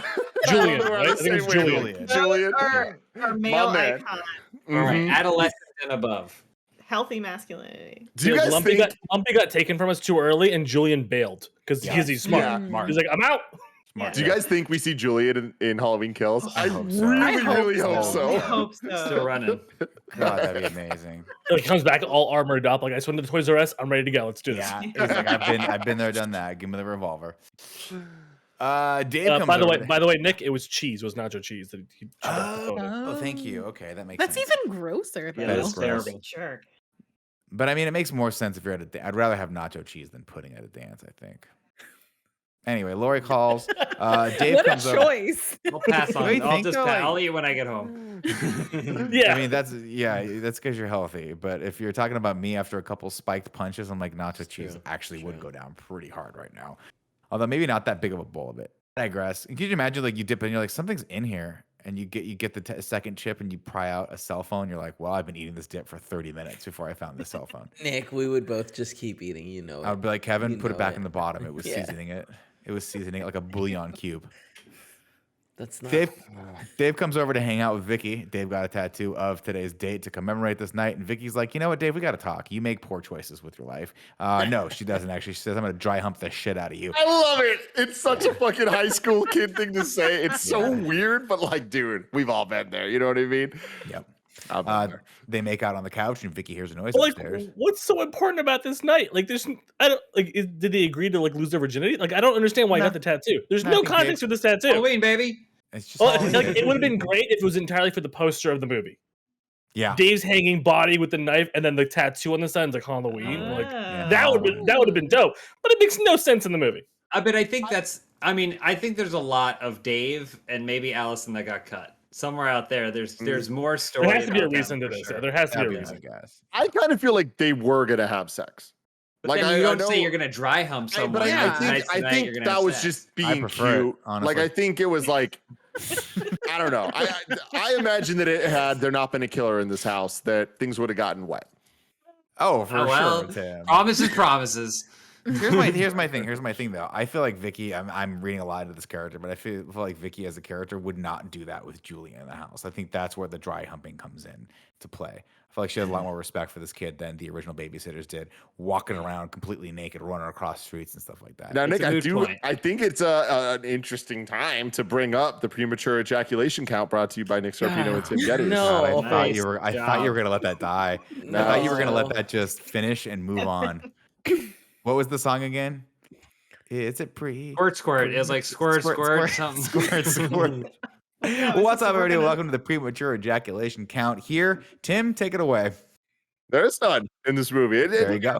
It's almost there. It's almost there. I do like that when he has to get up, he's just like, all right, little buddy. Like he's talking to his own dick. He It's like, does. this fucking character is so high school. It's ridiculous.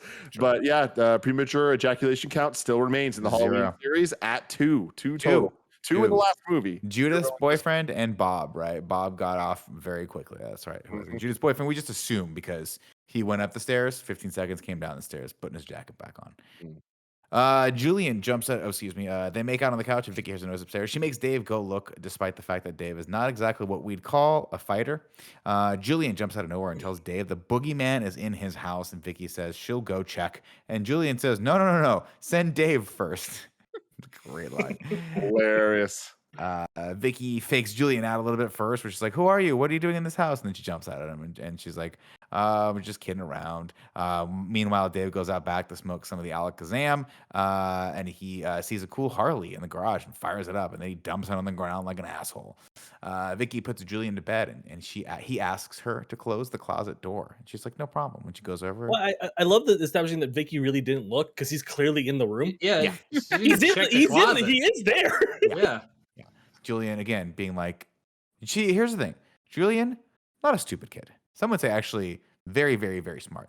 Tried to sacrifice Dave first because clearly he has affinity for Vicky. But when it comes down to it, he was like, "Hey, you mind going to close that closet door right now?" Just to give him the extra 8 feet to get the hell out of that room when Michael started killing Vicky. I'm not saying it's right or wrong, but I am saying it's smart. Of course, when she goes, she tries to shut the door, and who should pop out? The Shape, Michael Myers, and he slashes at her, and then he pulls her back into the room and stabs her to death. As Julian runs downstairs, Dave hears, of course, the screaming from inside. He comes running back in, and Julian runs right past him and says, "Don't go up there. You're going to get killed." And Dave's like, "No, I have to do something. And finally, today is the day that I'm going to stand up for myself." And he grabs a butcher knife. How'd that go for you, Dave? Julian has one other banger line. It's when he sees, I think when Vicky first gets cut, Julian turns like he's about to run back up and goes, "Oh shit!" and then runs back down the stairs. Shit. Yeah. It's gone. Just gone. Perfect. Meanwhile, Hawkins gets a call about a domestic disturbance, and Lori, of course, is scanning. As she's listening to the police scanner, she overhears, so she heads to the scene as well. He heads over to Julian's house and finds an open door. When he gets up to Julian's room, he finds a body covered in a sheet, like a ghost. And again, a little homage to that scene that Tim loves the most from the first movie, where Michael Myers walks into the room dressed as a ghost, except this time when he uncovers it very quickly, it's Vicky's dead body. Lori looks up into the window in the other room and spots Michael upstairs. And man, let me tell you, just like Val Kilmer in Heat, she does not fucking hesitate. She sees it and just opens fire on him, and I love it. Nick, did you see that Val Kilmer is trending today on Twitter? Why is that? I don't know. But I hope it's for a I good was reason. clicking on it, and because I was curious, I thought that maybe like, oh, is he also going to be in the Flash movie? Like that could be interesting. And all it is just a bunch of gifts from the Heat. So there's There that. you go. There you go. Great movie. Again, I'm sorry, Tim. I'm sorry to correct you here. The Heat is a classic, some would say top tier comedy starring Melissa McCarthy and Sandra Bullock. That is a lie. Some would say it's top 3. Some would say it's top 1. Heat is a Michael Mann classic starring Robert De Niro and Al Pacino. Thank you, and Val Kilmer. Excuse my ignorance. Yes, both of the highest caliber filmmaking. I just want everyone to know. Yeah. I think Elise is checking her text messages, rightfully so. No, Whenever I I start was talking looking about to the see Heat, why Val Kilmer was trending, and nobody seems to know why he's trending. I love it. Could it be the You don't Ghost need in the an Darkness? Is he in that? He is Do in we Ghost in know? the Darkness. Yeah, he was. Island of Dr. Moreau. He was in those two things. Great. But no, Okay, so apparently it's from a quote. Someone said, saying you prefer Johnny Depp over Gene Wilder as Willy Wonka is like saying you prefer Val Kilmer over Michael Keaton as Batman, and it's spawned out of there. Oh, okay. Okay. I mean, I get it. Yeah. I totally get it. I get it. Hawkins spots Michael and pursues. He sees Dave nailed to the wall as he runs back downstairs. And then he runs right smack dab into Lori. And Not she's only like, is he nailed to the wall, but Michael pulled his shirt down just enough so you saw the tattoo. Smart. He loves set dressing. There's something else. There's a missing scene here because where it leaves him is him grabbing a butcher knife. And I get it. There's tons of movies where you can do it comedically or like do like, oops. And then he's like, let's do it. And it's a build up. And then he runs and then it immediately cuts to him dead. But there's like a lull of Hawkins like approaching and like kind of half exploring the house before he finds them. And then it's not even like, there's definitely a scene here where Dave has a very unfortunate confrontation with Michael Myers that I think that they were like, it's gonna result in the same thing anyway. And I feel like the tattoo has to be involved. Well, I imagine like Michael's like putting him up, and then like the shirt slips a little, and he's like looks at it, and he's like, oh wow, and like touches it, and like walks it off, and Respect. like respect. I'll be right back. So with this bit, I want to bring this up. I screenshotted a comment that Cola Central left on our YouTube video from last week for Halloween 1. He says, Tim mentions the ghost costume scene seeming out of character. The thing is, it actually ties into everything else in the film. It's called Halloween, the season when everyone wears scary costumes. Michael's a messed up person who takes the idea too far. He first kills when he wears the clown mask. Then, as an adult, he goes out of his way to steal a new mask. Then he wears the sheet. Finally, he sets up a haunted house with the dead bodies in the grave. Notice that he panics when his mask comes off. The whole thing is about the power he gets from embodying something that isn't human. The sheet scene, therefore, perfectly ties into that theme. And I was like, you know what? That's I'll a take pretty solid point. Yeah. Pretty solid point. That's one of those things that you say to John Carpenter at a con, and he goes, "Cool."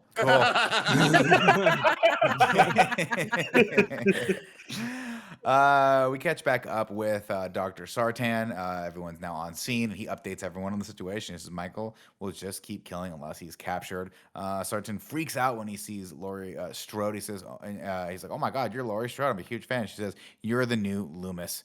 And then Dr. Sartan, he's like, I'm a fan. Listen, he tells Laurie that Officer Hawkins was the one who helped apprehend Michael back in 1978. And then Laurie fires back and says, did you know that I used to pray that he'd break out? I prayed that he'd break out so I could kill him. And then Will Patton goes, well, that's a pretty dumb shit thing to pray for. And then the scene ends awkwardly on that line. Allison and Oscar walk home, and Oscar confesses his love for Allison. And it's like, yeah, good, we know, bro, we know. And then Hawkins and Sergeant drive around looking for Michael. It is worth noting here that the sheriff was like, take the doctor with you. He can help. And Hawkins is like, you want me to take a wounded civilian on a hunt for a serial killer right now? That seems like a bad idea. And sheriff's like, what could possibly happen? What do you think he's going to stab you with a knife with a secret pen scalpel thing that he's got? He's just been hiding on his body the whole time. Stupid. Anyway, Hawkins, they drive around looking, I think going over to Laurie's house. They have a conversation about what Michael feels when he kills. And Sargent's like, I don't want him harmed. This is a perfect time to like study evil. And Hawkins' plans, he's like, I'm gonna put a bullet in his ass. I don't care what you say. Laurie shows up at her daughter's house with the cops. And now Karen finally is like, maybe I should take this seriously. Karen and Oscar take a shortcut through the cemetery. And Allison and Oscar take a shortcut through the cemetery. And Oscar tries to kiss Allison, who leaves his ass in alert for being a creep. It was like a backyard or something. Yeah, someone's right? backyard. Just someone's backyard.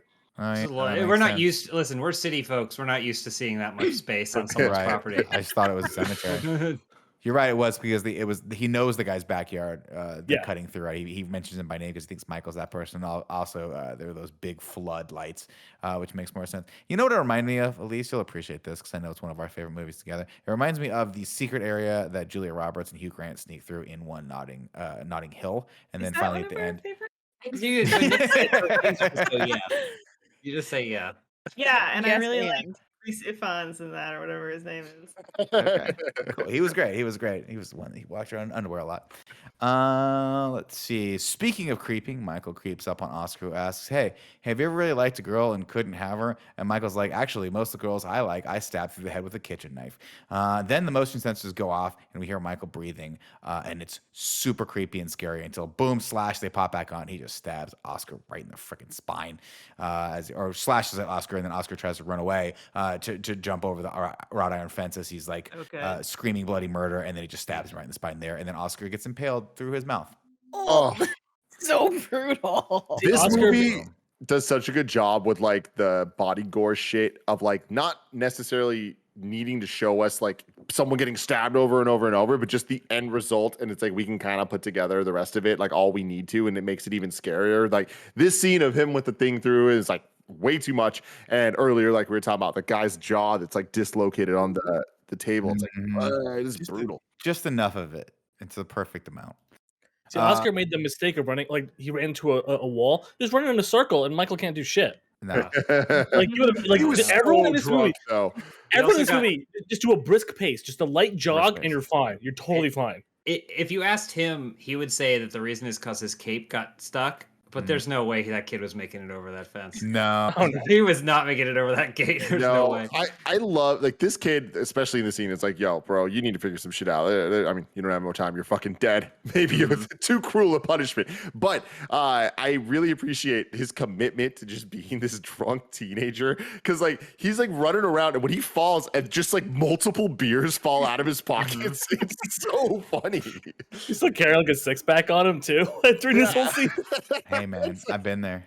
I've been All, there. all we need is like the red nose and the cartoon hiccups. Oh, Yeah. Yeah. exactly. Hi, Allison.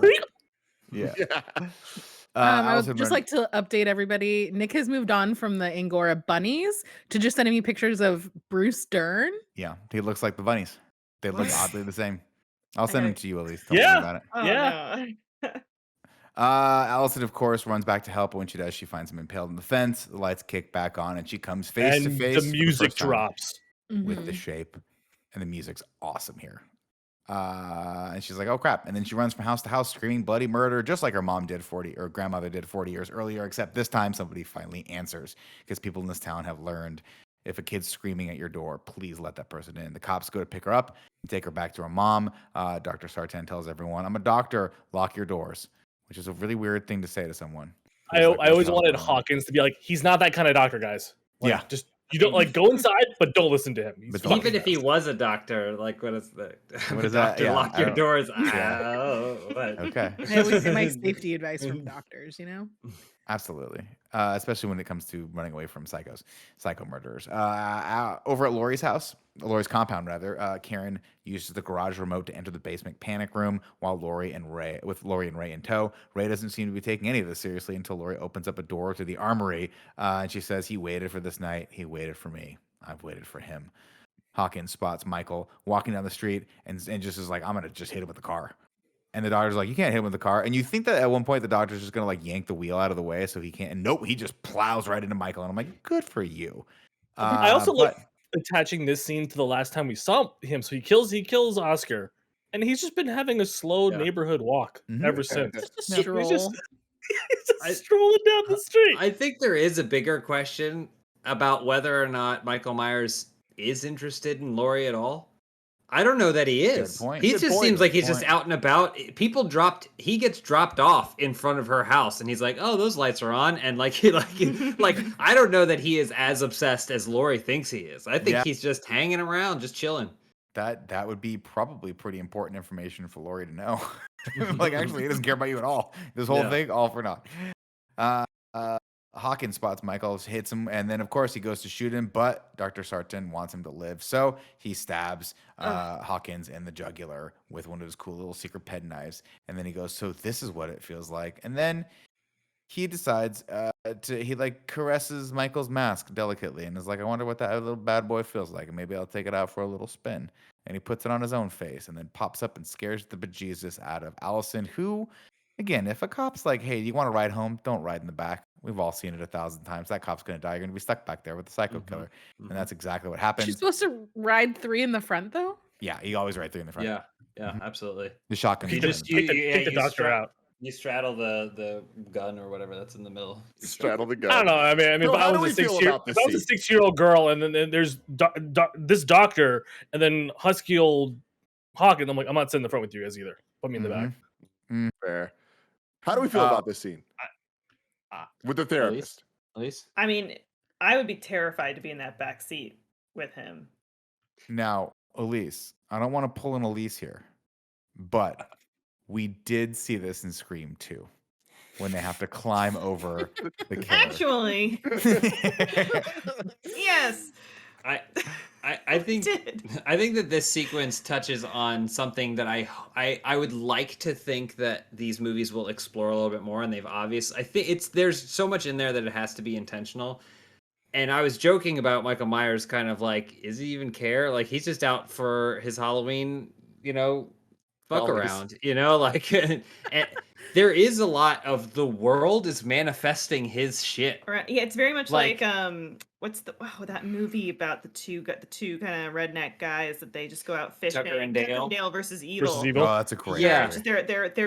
It's falling in their lap. This keeps happening. like Michael Myers is just going to cruise around, and some crazy doctor who's manifested this whole evil thing about him and who he is Michael's probably the victim. is probably the reason the bus crashed. Honestly, there's no scene, but the implication there is that the doctor probably had something to do with that bus crash.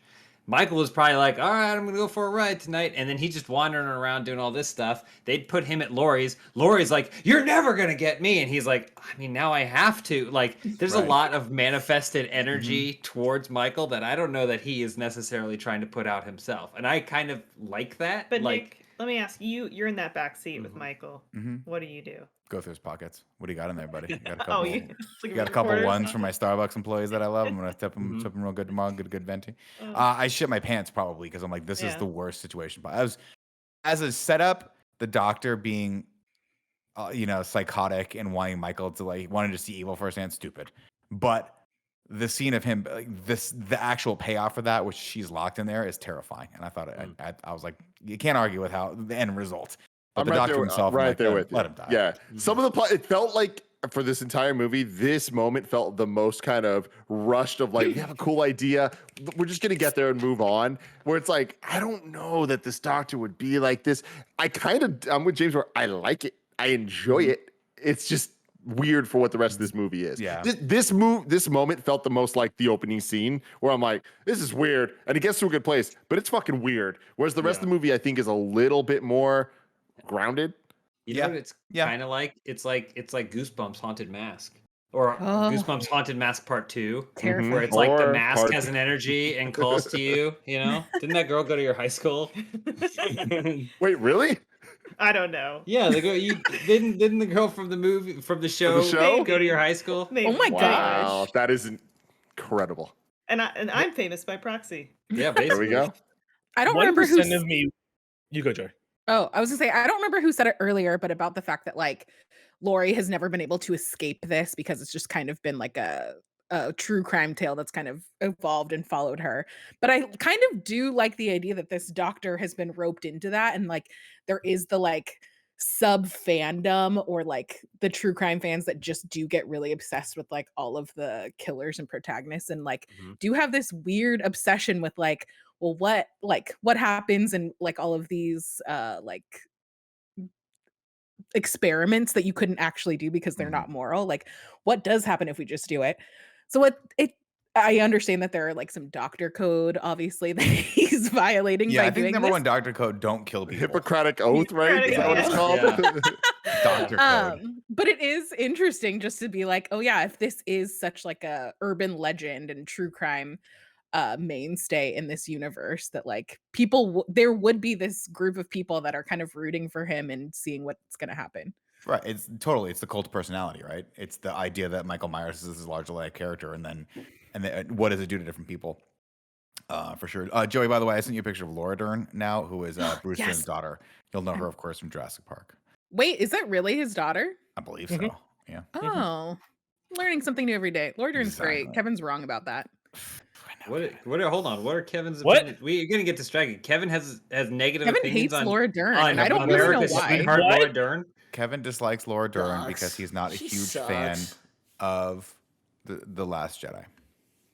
Or Bring her stop. role Oh, in Jurassic roll- Park, if roll I'm the- being totally honest. Let's just and I move always on. will be. We can. what about Blue but Mountain? I don't. Dr. We don't have Kelly to- Statler? What the Yes. fuck? Perfect. She's perfect in Jurassic Park. Yeah, the she's- Laura Dern Sam Neill 1-2 punch combo might be the best thing from my childhood. She's the only person in that whole movie who makes every decision right. Correct. Let's get out of here. Perfect. Anyway, What are we talking about? I don't even know. He says when he wakes, he'll be ready for the reunion. I would suspect that Laurie's notion of being a predator, his notion of being a predator, or the fear of being prey is what keeps both Laurie and Michael alive. Is what the doctor says here. And Allison's like, what the H are you talking about? He drives them over to Laurie's house while two cops talk about bun me sandwiches. And this was the trio of the Danny McBride moments here where you're like, what? Although I will tell you this. If you're ever in San Francisco, go to Dinosaur. It has the Dinosaur, best bun me baby. sandwich in all of San I Francisco. miss those dinosaur spring rolls. Sometimes I just Joey, drive over there. to get Joey, 'em. you say the word any day. You just drive Any right day, over. Joey. Lunch adventure. Much adventure. Dr. Sarton tells Allison that Michael he's never spoken. She tells him that she's like, oh yeah, well he said something to me, and the doctor's like, oh, what did he say? Tell me. She's like, I'll tell you if you let me out. And he goes, what was it, a word? She's like, it was one word. He goes, was it Judith? It was Judith, wasn't it? And she's like, just let me out of the car. Then the Bundy officers watch as the car stops and like, oh, that must be Hawkins. What a weirdo. And then they call him like a burnout. Like, what's that burnout doing? It's like, oh, it's messed up. Michael stirs and kicks through the protective glass or protective grate, and then just crams Dr. Sarton into the dashboard, killing him or hurting him rather. He drags the doctor out onto the road as Allison escapes into the woods, stopping long enough to watch as Dr. Sarton speaks his last words. And he says, say something. And Michael says, I'm going to talk with my boots. And he stomps down on the doctor's head, squashing it like a pumpkin. I think it was even a pumpkin sound effect too, which was good. Also brutal. Yeah, there's like a crunch to that sound that I did not enjoy. Over in Laurie's compound, Ray is playing with the yo-yo. And again, Ray, what do I got to do to get you to take this seriously, bro? Like, what's happening here? He spots the sheriff car pulling up on the cameras outside and heads out for an update. But when he gets there, instead, he gets treated to another little Halloween show that Michael has put on for his victims. One of the characters has one of the sheriffs, Bundy sheriffs, has his throat slit, and the other one is just a hollowed out face skull with a flashlight in it, like a jack-o'-lantern. Man loves his theatricality. He set that up and then sent the car on its way. He did. And put the flashlight through the head. Took him like 15 minutes for this. I'm like, no, I'm not going to chase the girl. Laurie's up. It's cool. I need to set this up. You can get it. Set the mood. Chris, and managed to do it without any of the people in the house hearing it, which is impressive. Do you think, Chris, I got this question for you. Do you think you got halfway through, like, you know, when you start to carve a pumpkin, you're like, this is fucking more work than I thought it was going to be? Every time. You get halfway through, and you're like, should I just give up on this? I'm just going to kill him anyway. Guys, what's the difference between you and Mike Myers? Like, I guess follow through. Apparently, follow through. That's the difference. Yeah. I can't tell you how purchasing that one $20. Don't buy the shitty orange flimsy pumpkin carving kit that you can get at the convenience store. Spring for the $25 stainless steel kit that you're gonna reuse every year. One of the best purchase decisions of my life. I buy anywhere from 5 to 10 pumpkins a year. I'm a psychopath. Wait, over the course of the year or in Halloween season? Well, in the limited time that we can get our access to pumpkins. But I will tell you, some of those pumpkins, you're going to carve them early. They're not going to make it to Halloween. And that's okay, because you've got this kit. If you want the link, I'll send you the link. You can put it below in the video description for this pumpkin carving kit. This toll-free number right now. Listen, it pays for itself in only 20 carvings. I'm serious. By the time your kids have kids, this thing will have paid for itself. Let's see. Michael creeps up on Ray and strangles him to death. Laurie sees it and locks the door. She grabs her shotgun and tells Karen to head down to the panic room. And Karen's like, where's Ray? And she's like, no, don't worry about that right now. Michael bursts through the glass of the door and slams Laurie's head into it. Thankfully, go ahead, James. I was just going to say, it is a shame that after all that preamble and prep, he almost gets her right away by reaching through the glass of the door. Like at least when Kevin McAllister was running from the wet bandits, like it took some they endured some of his bullshit before he ended up running out of steam and then getting grabbed. At least fallen on some Hot Wheels or something. Something, yeah. Stepped on a spike. Oh, she's been waiting for this for 30 years. She has to get warmed up a little. Yeah. I just think she needs a few pitches and then she's ready to go. Sarah Connor wouldn't have done that. Sure. No, it's a silly move that like was only because of like, oh, we need her to like scream so we can have a trailer shot. Yeah. Actually, I mean, I agree wholeheartedly with what everyone's saying, but I did find myself liking this because she takes a beating in this and does not drop her shotgun. And then when Michael lets one of his hands loose, she blows off 3 of his fingers. And I'm like, all right, eye for an eye here. Touche. I think this round, I mean, if I'm scoring this round, guys, dead even. Coming out of the first round. Laurie heads downstairs and has a quick moment with Karen. She says, listen, he's coming. I was wrong to have raised you the way I did, and I apologize. I know you thought this was my cage. And then Michael enters above them, and Laurie immediately just starts pumping rounds into the ceiling to stop him. Karen tells her mother she loves her as Laurie heads upstairs to finish what Michael started back in 1978. Close quarters here. which is real quick. Chris Hank, of course, from your copious hours playing first-person shooters. Do you bring the long-range rifle for the close quarters, or do you grab a shotgun for Christ's sake? You always need a shotgun. I always get the shotgun, right? Get that street sweeper. Let's Always go. need a She shotgun. brings that like Putting giant fire rifle rounds. that she's like trying to make around corners with. I'm like, he's gonna grab that thing and take it away from you. And lo and behold, that's exactly what he does. If you got an SMG in there like an MP7 though, that'd be the bomb right there, Tim. That just spray 60 round mag. Boom. Anyway, she goes I don't room to think you room need clearing it. round. You can do the 30 and increase your ADS speed. So you go. There you go, Tim. That's why we call him the weapons arbiter. Yep. Arbiter. Jesus God, finish the damn. Just keep rolling. Just keep rolling. Hey, Keep what's rolling. all orange? Anyway, she goes room to room, and as she clears the room, hits a little button on the side of the room, and a roll door falls down. I'm like, what a dope ass So thing to fucking think cool. about. This It's was a choice. not Like a good this deal. was them as filmmakers being like, we're gonna do this, and it's gonna make a lot of people. It's gonna turn people off. They're gonna be like, this is taking it too far. But it's also gonna make a lot of people really happy. And I thank you. I thank you, filmmakers. You made me happy. I just I Sorry, want to see the scene again. Talking about deleted scenes, I want to see because we've all gotten up in the middle of the night. You think you know where the switches are in your home, but when it's dark, you're reaching around, you hit the wrong one. You're like, oh shit, that was the router. Like that always happens. Is there any point where she got up in the middle of the night, reaching around, and then she realizes, oh god damn it, I'm in the guest room for the next 12 hours until someone comes to check on me? Do you think those things are on a timer, or you think that's just a one and done? She got it's probably on the other side or whatever. Is there some sort of you gotta release? free it, I don't know.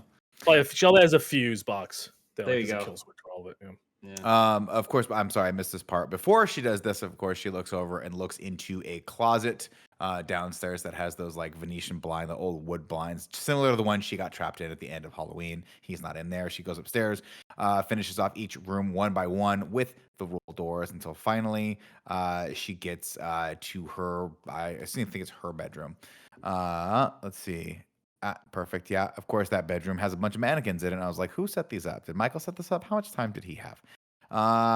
You think she does like shooting target practice from her bed in I case guarantee he she comes in the does. night? I think she Mhm. wakes up out of a dead sleep and just pow, pow, pow, No, I think she cleared the first floor, and then now she's moving to the second floor. And I think there's just an empty room on the second floor Okay, that makes sense. that has all the mannequins in there that she's just storing in there. But I do like That the idea of her makes a waking lot more up in the middle of the night, just bang, bang, bang, bang. Gotta Just stay like limber.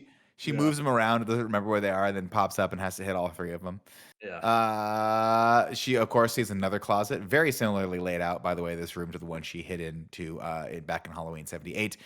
She sees a trail of blood over there. She's like, gotcha, Michael. But when she opens it up, who should she find stuffed in there like a Christmas goose? Good old Ray. Nobody cares about Ray. Everybody loves Raymond. Nobody cares about Ray. Michael jumps out. I would have loved it. She's like, who's this?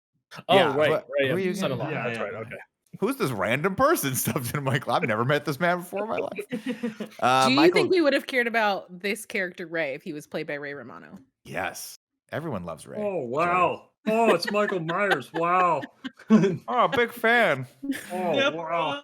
That Michael Myers. Dem- God damn. I I love know, it. Tim, I'm sorry. We'll get there. No, it's the best. It's the fucking best. Michael, of course, jumps out from behind one of the mannequins and immediately disarms Lori because she does not have enough time to bring that 40-foot rifle up to aim down the sights. Again, Lori, get an SMG or shotgun. Come on, you got the means. Lori takes a knife out, and then they just start tussling, man. And Michael throws her. She stabs a little bit, then Michael throws her off the balcony, and she lands on the ground below. Allison enters the house and starts calling for everyone, and Michael's attention is momentarily drawn to her voice. But when he looks back, Lori's body is gone. Dun, dun. And I just write in all caps, are you fucking kidding me? This moment is amazing. I don't care if they did it in Scream. I don't care if they did it in all the horror movies before this. It worked here for me. True, I think it worked better when they had to climb over the body in Scream 2. I'll give you that one at least, okay?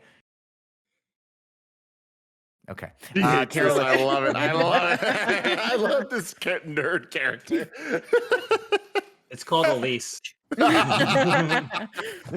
Carol God. lets Allison into the basement while Michael searches for them above. He grabs one of those fire pokers and starts ripping apart the kitchen. Karen and Allison freak. They're cornered. Karen spots her childhood rifle with her initials carved into it and grabs it. And then she aims it at the stairs, very, very much at this point, very stressed and very, very tense scene. Michael rips open the entrance to the basement as Karen cries out to her mother to save them. As her hands shake, she screams, "I can't do it. I'm sorry." And then Michael finally shows himself. And in a flash, Karen drops the facade and says, "Gotcha." And just pulls that trigger and rips around It's into quiet. his face. It's the only thing Michael actually says in any of the movies, but he pops out and he goes, "Don't cry." And then out of the shadows of the closet behind him, It's so presumably where they keep the Captain Crunch with Crunchberry, you hear Laurie Strode say, "Happy Halloween, Michael." And then she jumps out and stabs his ass. And he falls down the stairs as Karen and Alan rush past him, but not before Michael grabs Karen's foot and starts to drag her back down. She yells for her daughter to run, but Allison knows what needs to be done. She looks over and sees the bloody butcher knife that Michael used to stab all of his victims, and she grabs it and stabs him in the shoulder, sending him tumbling down the stairs. Laurie, thinking quickly, looks down at him and then triggers another set of trapdoors, this time shooting steel spikes through the wood, locking Michael into the basement. And then she turns on the gas. Karen tells her daughter, the basement isn't a cage, it's a trap. As Laurie fires up a flare and says goodbye to Michael, dropping it in. Michael stares vacantly up at them as the entire house starts to ignite around him in flames. And then Laurie, Karen, and Allison make it to the road as the house burns behind them. Allison flags down a truck and they hop in, and we close on a shot of all three women huddled in the back of the truck bed. Allison still holds tightly onto the handle of Michael's bloody knife. Kick me that badass theme song in those credits. That's Can Halloween I just say 2018. though that like I love the ending until there's a sequel. Yeah, If there's it's a like, sequel, it's let the it burn. stupidest. It's the I know. stupidest thing you'd ever do. He's down know. there. He's in the basement. Well, in the Yeah. post Shoot him 1,000 times and then from the head and everywhere else. Igniting the house and not witnessing him burn to a crisp forever. And I it's the worst thing you could do. Yeah. Well, it's then there's Yeah, terrible. but we get the post-credit scene. teaser trailer of just her screaming "Let it burn" is the coolest thing ever. I know it's perfect for this movie, and it's one of those things that I wish we could sometimes restrain from having sequels to everything because it's the perfect ending. I know. But as Yeah. soon as this movie came out, it was like 5 days later. They're like 2 sequels have been confirmed, and I was like, Greenlit. You're like, well, then no, they're it's not done. fools, fools. It's totally that Dr. Evil moment where he's like, I'm gonna set you up with like sharks with lasers on their head and then leave you in there. And he's like, you're not gonna Yeah. just kill him now. I'll go get my gun. We can Yeah. kill him together. He's like, Scotty, no. I Yeah. can't do it. I'm sorry. Anyway, Elise, can it's you give me a amazing. Dr. It's an Evil? amazing moment, but it just drives me crazy because obviously the sequel is coming out, and the only reason it's a sequel is because they decided to burn the goddamn house down instead of shooting with a rifle. Was there a post-credit sequence? There's Breathing, Yeah. right? him breathing is heard, I missed implying that that part. he's He still lives. alive. Yeah. He lives. Can't kill the shape. Guys, I'm so excited for Halloween Kills Me this too. week because watching that trailer, it seems like they're just doubling down on what I loved about this one, which is just like, look, we know he's a bad guy and it's all about the kills, but it's also about the characters we care about and them not dying. And the fact that the plot of this one seems to be, look, it's taking place immediately after, and now the town's like, we fucking had it, Michael. We're taking you down. We're all together in this. I'm like, this is such a stupid plot. I'm like, it has to be this. It has to be this. Dude, Also- it's just It's like good. all the townspeople in the beginning, or like in the backstory of Friday the 13th, where they're like, we're all going to get together and just burn Freddy alive. Maybe this is a prequel to that.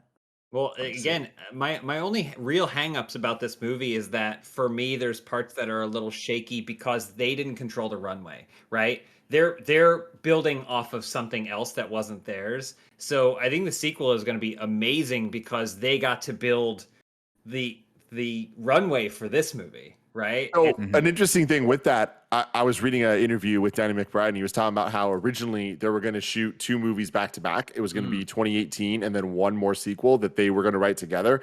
And they decided with the director, they're like, we can't do that. Like, we need to prove ourselves with one first, and then we can commit to the story we want to tell. So that's why it ended up being what it is now, where there was the 2018 and then now they're doing the 2 back-to-back ones. Well, that turned this out into way too drawn out and like not as good. We'll have to wait and see. But it's interesting that they did have that idea of like telling the full story. So Elise, I now leave it to you to kick us off with Haiku and review. Set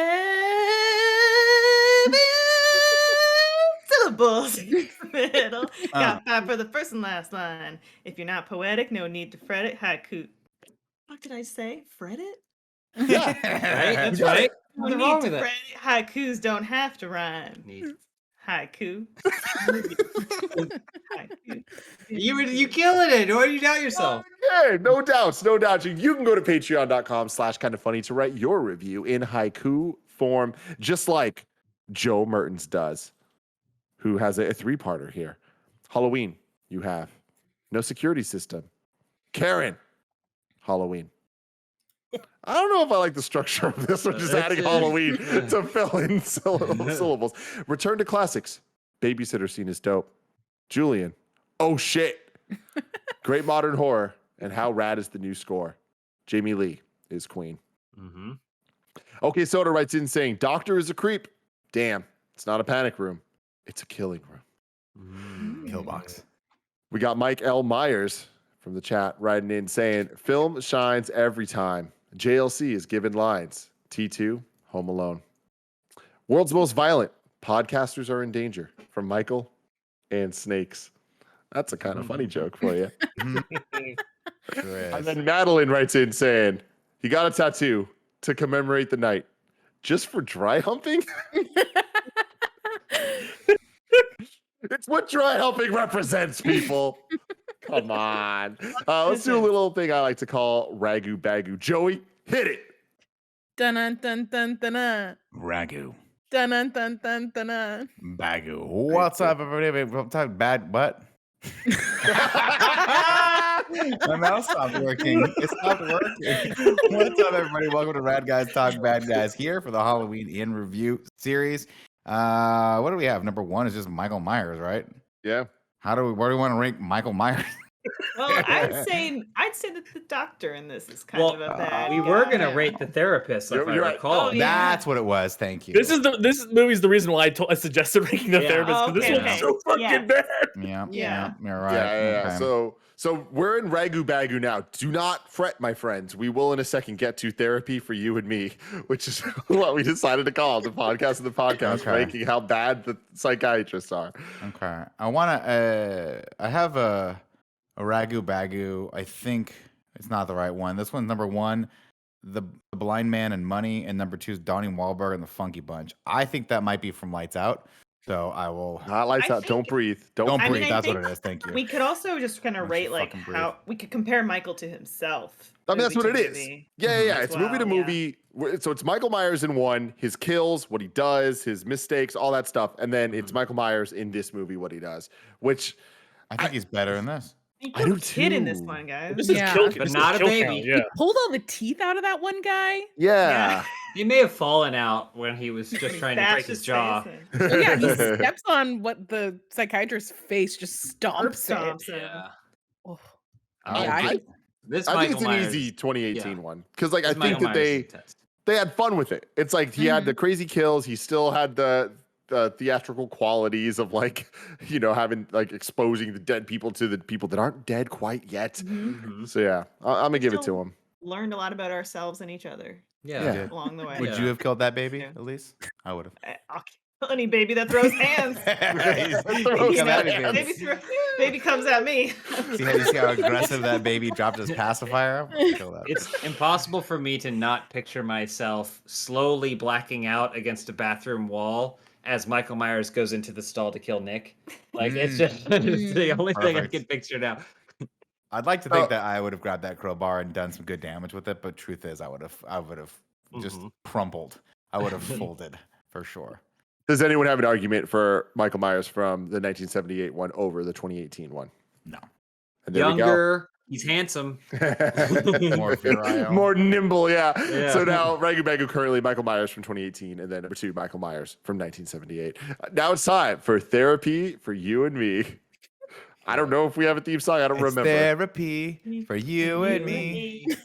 Is he crazy or am I crazy? It's therapy for you and me. Nice. Who's gonna kill that baby? What's up, everybody? Welcome back to Therapy for You and Me for Halloween in Review. Right now, we got Dr. Loomis, number 1. I will say, where do we want to put Dr. Sartan? And this is by order of number 1 being the most incompetent, or like Yeah, how bad worst. they are. Worst therapist. Yeah, I definitely think Zartan is Loomis is like a pretty shitty therapist. Yeah. But But this he guy didn't want to kill people. Well, I was gonna say this guy is actively Yeah. contributing to the body Zartan's, count of a like, serial killer. Fanatic as well. Yeah. Obsessed fanatic. Yeah, I definitely put Zartan above Loomis on this I one. agree. Perfect. Yeah. He's Yeah. just stood by a bunch of bushes. Totally. Yeah, yeah. Yeah, but here's the thing I will say is Loomis tried for like a long time, like 20 years. Dr. Sartan, I don't know, also tried for a long time.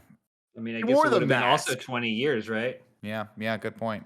Anyone can wear the mask. Anyone can wear the mask. You're right. Mhm. You're right. Anyone can wear the Ratatouille, mask. Damn it. Spider-Verse, it's all connected. That's all true. connected. Now it's time to rank the Halloween movies. Currently, number 1 is Halloween 1978. Where do we want to put Halloween 2018? I think it's got to go number 1, right? Number I one. think it's number 1. Yeah. It's number one. Yeah. That's Better number made. 1, man. It's you got to appreciate the bones of the other one existing. You always must give credit to the bones, but I don't think this is necessarily like a Scream situation where it's like the bones still are timeless. I think we kind of like got through that discussion. I think this is a better made movie for sure. I agree. I think this movie is entertaining from start to finish. I think it's just a fun, horror movie that just hits on all cylinders. Like, you got to put it number 1.